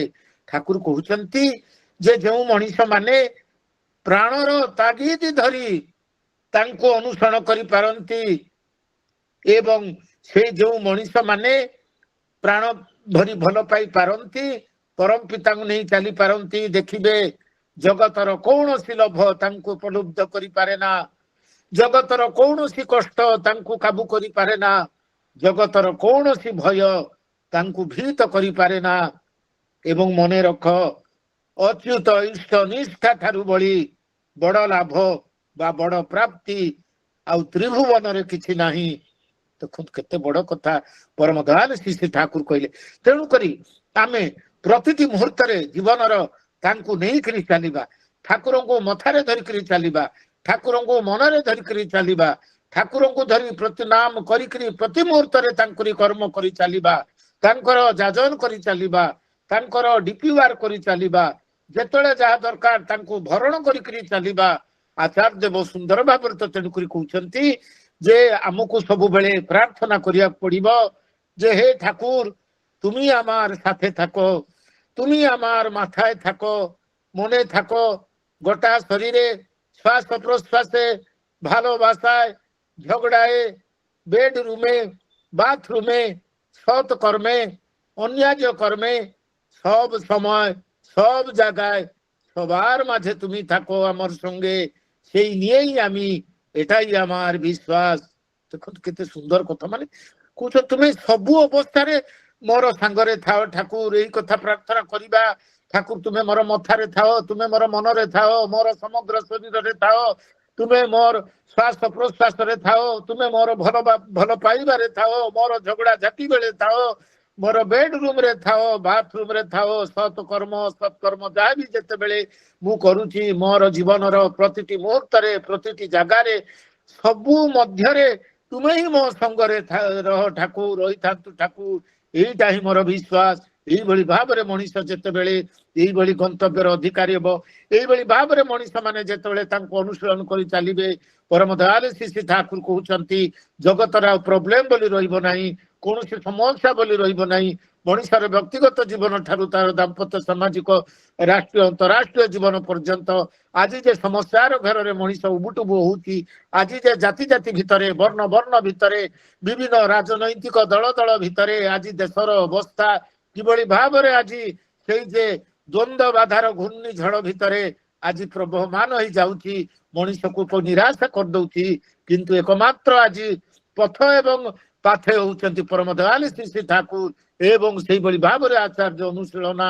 ତେଣୁକରି ଆସନ୍ତୁ ଜୀବନକୁ ସବୁ କିଛି ଦିଗ ଦେଇ ନିରୁଦ୍ବେଗ କରିବା ପାଇଁ ସମଗ୍ର ପରିବେଶର ପ୍ରତିଟି ମଣିଷକୁ ନିରୁଦ୍ବେଗ କରିବା ପାଇଁ ଏକ ଏବଂ ଐକ୍ୟତାର ସୂତ୍ରରେ ପ୍ରତ୍ୟେକଟି ଆମେ ମଣିଷ ସଂଗତ ହେବା ପାଇଁ ଏକମାତ୍ର ତାଙ୍କୁ ଅନୁସରଣ କରିଚାଲି ଦୁର୍ଲଭ ମଣିଷ ଜୀବନକୁ ଧନ୍ୟ କରି ଯାଇ ଉଠିବା। ବନ୍ଦେ ପୁରୁଷୋତ୍ତମମ୍। ଜୟ ଗୁରୁ। ଜୟ ଗୁରୁ। ଖୁବ ସୁନ୍ଦର ଭାବରେ ଆମର ସମ୍ମାନୀୟ ଅଶୋକଦା ଠାକୁରଙ୍କ ସହପ୍ରତିନିଧି ଡକ୍ଟର ଅଶୋକ କୁମାର ତ୍ରିପାଠୀ ବିଭିନ୍ନ ଦିଗ ଦେଇକି ଆମ୍ପାର ଠାକୁରଙ୍କ କଥା ସବୁ ତୋଳି ଧରିଲେ। ଅନେକ ଗୁଡ଼ିଏ ତତ୍ତ୍ୱପୂର୍ଣ୍ଣ କଥା ଆଉ ବିଶେଷ ଭାବରେ ମଣିଷ କିଭଳି ସୁସହଜାତ ସଂସ୍କାର ସମ୍ପନ୍ନ ହେବ ଆଉ ସେଇ କଥାକୁ ନେଇକିରି ଅନେକ ଗୁଡ଼ିଏ ତତ୍ତ୍ୱପୂର୍ଣ୍ଣ କଥା ସବୁ ଆମ ପାଖରେ ତୋଳି ଧରିଲେ। ଠାକୁର ମଧ୍ୟ ଯେଉଁ କଥା କହିଥିଲେ ଯେ ମୁଁ ଯେଉଁ ଯଜନ ଯାଜନ ଇଷ୍ଟବୃତ୍ତି ସ୍ୱସ୍ଥନୀ ସଦାଚାରର କଥା ତୁମମାନଙ୍କୁ କହିଛି, ସାତ୍ୱତ କୂଳ ପ୍ରଥାର କଥା କହିଛି, ବୈଦିକ ବିବାହ ଯୋଉ କଥା କହିଛି ଏବଂ ବୈଶିଷ୍ଟ୍ୟ ମାଫିକ ଏ ଯେଉଁ ଶିକ୍ଷାର କଥା କହିଛି ଆଉ ତାକୁ ଯଦି ପରିପାଳନ କରାଯାଏ ପ୍ରତି ଏଇ ପରିବାରରେ ତାହେଲେ ହୁଏତ ଅନେକ ବର୍ଷ ଭିତରେ ମଣିଷ ଦେବତାରେ ପରିଣତ ହେବ ଏବଂ ତାକୁ ଯଦି ଶହ ଶହ ବର୍ଷ ଧରିକି ପ୍ରତି ପରିପାଳନ କରାଯାଏ ତାହେଲେ ଭାରତ ବର୍ଷରେ ଅନେକ ବ୍ରହ୍ମଜ୍ଞାନୀଙ୍କର ଆବିର୍ଭାବ ହେବ ଏ କଥା ମଧ୍ୟ ଠାକୁର କହିଥିଲେ ଏବଂ ସେଇ କଥାକୁ ନେଇକି ଅତି ସୁନ୍ଦର ଭାବରେ ଆମର ସମ୍ମାନୀୟ ଅଶୋକଦା ବିଭିନ୍ନ ଦିଗକି କଥା ତୋଳି ଧରିଲେ। ଆମେ ତାରି ଭିତରେ ଶ୍ରୀ ଶ୍ରୀ ଆଚାର୍ଯ୍ୟ ଦେବଙ୍କର କଥା ଏବଂ ଭାରତର ପ୍ରଧାନମନ୍ତ୍ରୀ ତତ୍କାଳୀନ ପ୍ରଧାନମନ୍ତ୍ରୀ ଲାଲ ବାହାଦୁର ଶାସ୍ତ୍ରୀଙ୍କର କଥା ଆଉ ଦୁଲାଲ ମଜୁମଦାରଙ୍କର କଥା କିଭଳି ଏଇ ଯେଉଁ ଆମମାନଙ୍କର ଚରିତ୍ରଟା କିଭଳି ହେବା ଦରକାର ସେଇ କଥା ସବୁ ନେଇକି ଅନେକ ଭାବରେ ଆମ ପାଖରେ ତୋଳି ଧରିଲେ ଏବଂ ଠାକୁର ଆମ ପାଖରେ ସବୁବେଳେ ଥାନ୍ତୁ ଆମର କଥାରେ ବାର୍ତ୍ତାରେ ଚିନ୍ତାରେ ଚେତନାରେ ମନରେ ବାକ୍ୟରେ କର୍ମରେ ଆଉ ମୋର ଆନନ୍ଦରେ ନିରାନନ୍ଦରେ ଆଉ ଝଗଡ଼ାଝାଟିରେ ସବୁଥିରେ ଠାକୁର ମୋ ପାଖରେ ଥାନ୍ତୁ। ସେ କଥା ଆଚାର୍ଯ୍ୟ ଦେବ ଯେଉଁ କହୁଥିଲେ ସେ କଥା ମଧ୍ୟ ତୋଳି ଧରିଲେ। ପ୍ରାଣଯାର ପରମ ପିତାକୁ ନେଇ ମତ ତାକୁ କୌଣସି କଷ୍ଟ କାବୁ କରିପାରେ ନାହିଁ, କୌଣସି ଲୋଭ ପ୍ରଲୁବ୍ଧ କରିପାରେ ନାହିଁ ଆଉ ତ୍ରିଭୁବନରେ ସବୁଠାରୁ ବଡ଼ ପ୍ରାପ୍ତି ହେଉଛି ଇଷ୍ଟନିଷ୍ଠ ହେବା ଯାହା ଠାକୁର କହିଥିଲେ। ଏସବୁ କଥା ନେଇକି ଅତି ସୁନ୍ଦର ଭାବରେ ଆମ ପାଖରେ ତୋଳି ଧରିଲେ। ଆମମାନେ ଆମର ସମ୍ମାନୀୟ ଅଶୋକଦାଙ୍କର ସୁସ୍ଥ ସୁଦୀର୍ଘ ନିରାମ ଜୀବନ ପାଇଁ ତାଙ୍କର ତାଙ୍କ ପରିବାର ସମସ୍ତଙ୍କର ସର୍ବଦା ମଙ୍ଗଳ ପାଇଁ ଠାକୁରଙ୍କ ଶ୍ରୀଚରଣ ପ୍ରାର୍ଥନା ଜଣାଇବା ଏମିତି ପ୍ରଭୁଙ୍କ କଥା କହିକି ଆପଣମାନଙ୍କୁ ପ୍ରଣାମ କରିଥାନ୍ତୁ। ଏଇ ଧାରଣା ଅପେକ୍ଷା ଥାଉ ଠାକୁରଙ୍କ ଶ୍ରୀଚରଣ ପ୍ରାର୍ଥନା। ଜୟ ଗୁରୁ ଆଜ୍ଞା। ଜୟ ଗୁରୁ। ଜୟ ଗୁରୁ ଦାଦା। ଜୟ ଗୁରୁ। ଜୟ ଗୁରୁ ଆଜ୍ଞା। ଆଉ ଆସନ୍ତାକାଲିର ସତ୍ସଙ୍ଗ ପ୍ରତିଦିନ ଭଳି ନିବେଦନ କରୁଛନ୍ତି ଆମର ସଦେବ ପ୍ରସନ୍ନ ବାବୁ ଶ୍ରୀଯୁକ୍ତ ପ୍ରସନ୍ନ କୁମାର ବେହେରା ଏଫଏସ୍। ତତ୍ସହିତ ପ୍ରତି ମାସର 22 ତାରିଖ ସତ୍ସଙ୍ଗ ନିବେଦନ କରିଥାନ୍ତି ଆମର ସଦୟ ଦୟାନିଧି ଭାଇ ଶ୍ରୀଯୁକ୍ତ ଦୟାନିଧି ମହାପାତ୍ର। ଆସନ୍ତାକାଲି ସତ୍ସଙ୍ଗରେ ଆମେ ଯୋଗଦାନ କରିବା। ଆଉ ବର୍ତ୍ତମାନ ଆମର ସମ୍ମାନୀୟ ସୁଭାଷ ଦାସ ଠାକୁରଙ୍କ ସହପ୍ରତିନିଧି ଶ୍ରୀଯୁକ୍ତ ସୁଭାଷ ଚନ୍ଦ୍ର ଦାସ ସମାପନ ସଙ୍ଗୀତ ପରିବେଷଣ କରି ଧ୍ୱନି ଦେଇ ସତ୍ସଙ୍ଗ ସମାପନ ହେବ। ଜୟ ଗୁରୁ ସମସ୍ତଙ୍କୁ ଜୟ ଗୁରୁ। ଜୟ ଗୁରୁ ଆଜ୍ଞା। ଜୟ ଗୁରୁ। প্রণামে বার বার গুরু পাদ পদ্মে, প্রণামে বার বার গুরু পাদ পদ্মে, বিভোর এ মন প্রাণ, বিভোর এ মন প্রাণ, রূপর সগন্ধে, রূপর সগন্ধে, রূপর সগন্ধে, প্রণামে বার বার গুরু পাদ পদ্মে, প্রণামে বার বার গুরু পাদ পদ্মে। সাগর তরঙ্গরে ঝরনার ঝঙ্কারে, সাগর তরঙ্গরে ঝরনার ঝঙ্কারে, মন বিনা তলিয়াছি রাগিনী, মন বিনা তলিয়াছি রাগিনী, নিথর এ অন্তরে শুষ্ক মরু প্রান্তরে, নিথর এ অন্তরে শুষ্ক মরু প্রান্তরে, আশা স্রোত বহু ଅଛି উজানি, সেই স্রোতে যায় ভাসি, সেই স্রোতে যায় ভাসি, পরম আনন্দে, পরম আনন্দে, পরম আনন্দে, প্রণামে বার বার গুরু পাদ পদ্মে, প্রণামে বার বার গুরু পাদ পদ্মে। কর পল্লব পরশে তাଙ୍କ ମଙ୍ଗଳ ଆଶିଷେ, କର ପଲ୍ଲବ ପରଶେ ତାଙ୍କ ମଙ୍ଗଳ ଆଶିଷେ ପାଇଅଛି ଅମୃତର ସନ୍ଧାନ, ପାଇଅଛି ଅମୃତର ସନ୍ଧାନ। ସେ ଅମୃତ କରି ପାନ ଶିହରିଲା ତନୁ ମନ, ସେ ଅମୃତ କରି ପାନ ଶିହରିଲା ତନୁ ମନ। ଛିନ୍ନ ହେଲା ସବୁ ବାଧା ବନ୍ଧନ, ନାଚେ ମନ ତାଳେ ତାଳେ, ନାଚେ ମନ ତାଳେ ତାଳେ। ମିଳନର ଛନ୍ଦେ, ମିଳନର ଛନ୍ଦେ, ମିଳନର ଛନ୍ଦେ। ପ୍ରଣମେ ବାରବାର ଗୁରୁପାଦ ପଦ୍ମେ, ପ୍ରଣମେ ବାରବାର ଗୁରୁପାଦ ପଦ୍ମେ। ଗୁରୁ କୃପା କରି ସାର ପଙ୍ଗୁ ହେଲା ଗିରି ପାର, ଗୁରୁ କୃପା କରି ସାର ପଙ୍ଗୁ ହେଲା ଗିରି ପାର। শুষ্ক তরু কিশোরে শোভিত, শুষ্ক তরু কিশোরে শোভিত। গুরু মোর গৌরব, গুরু মোর সৌরভ, গুরু মোর গৌরব, গুরু মোর সৌরভ। গুরু মোর হৃদয়র সঙ্গীত, মো জীবন তা চরণে, মো জীবন তা চরণে। ভক্তি ডোরে বন্ধে, ভক্তি ডোরে বন্ধে, ভক্তি ডোরে বন্ধে। প্রণমে বারবার গুরুপাদ পদ্মে, প্রণমে বারবার গুরুপাদ পদ্মে। বিভোর এ মন প্রাণ, বিভোর এ মন প্রাণ। রূপর সগন্ধে, রূপর সগন্ধে, রূপর সগন্ধে। প্রণমে বারবার গুরুপাদ পদ্মে, প্রণমে বারবার গুরুপাদ পদ্মে, প্রণমে বারবার গুরুপাদ পদ্মে। বন্দে পুরুষোত্তমম, वन्दे বন্দে পুরুষোত্তমম, वन्दे पुरुषोत्तमं, বন্দে পুরুষোত্তমম। वन्दे पुरुषोत्तमं। परमेमय श्री श्री ठाकुर कोल चंद्र जी की जय परम प्रेममय श्री श्री ठाकुर कोल चंद्र जी की जय परम प्रेममय श्री श्री ठाकुर कोल चंद्र जी की जगज्जननी श्री श्री परमा की जगज्जननी श्री परमा की जगज्जननी श्री परमा परम श्री श्री परमा जय श्री सदा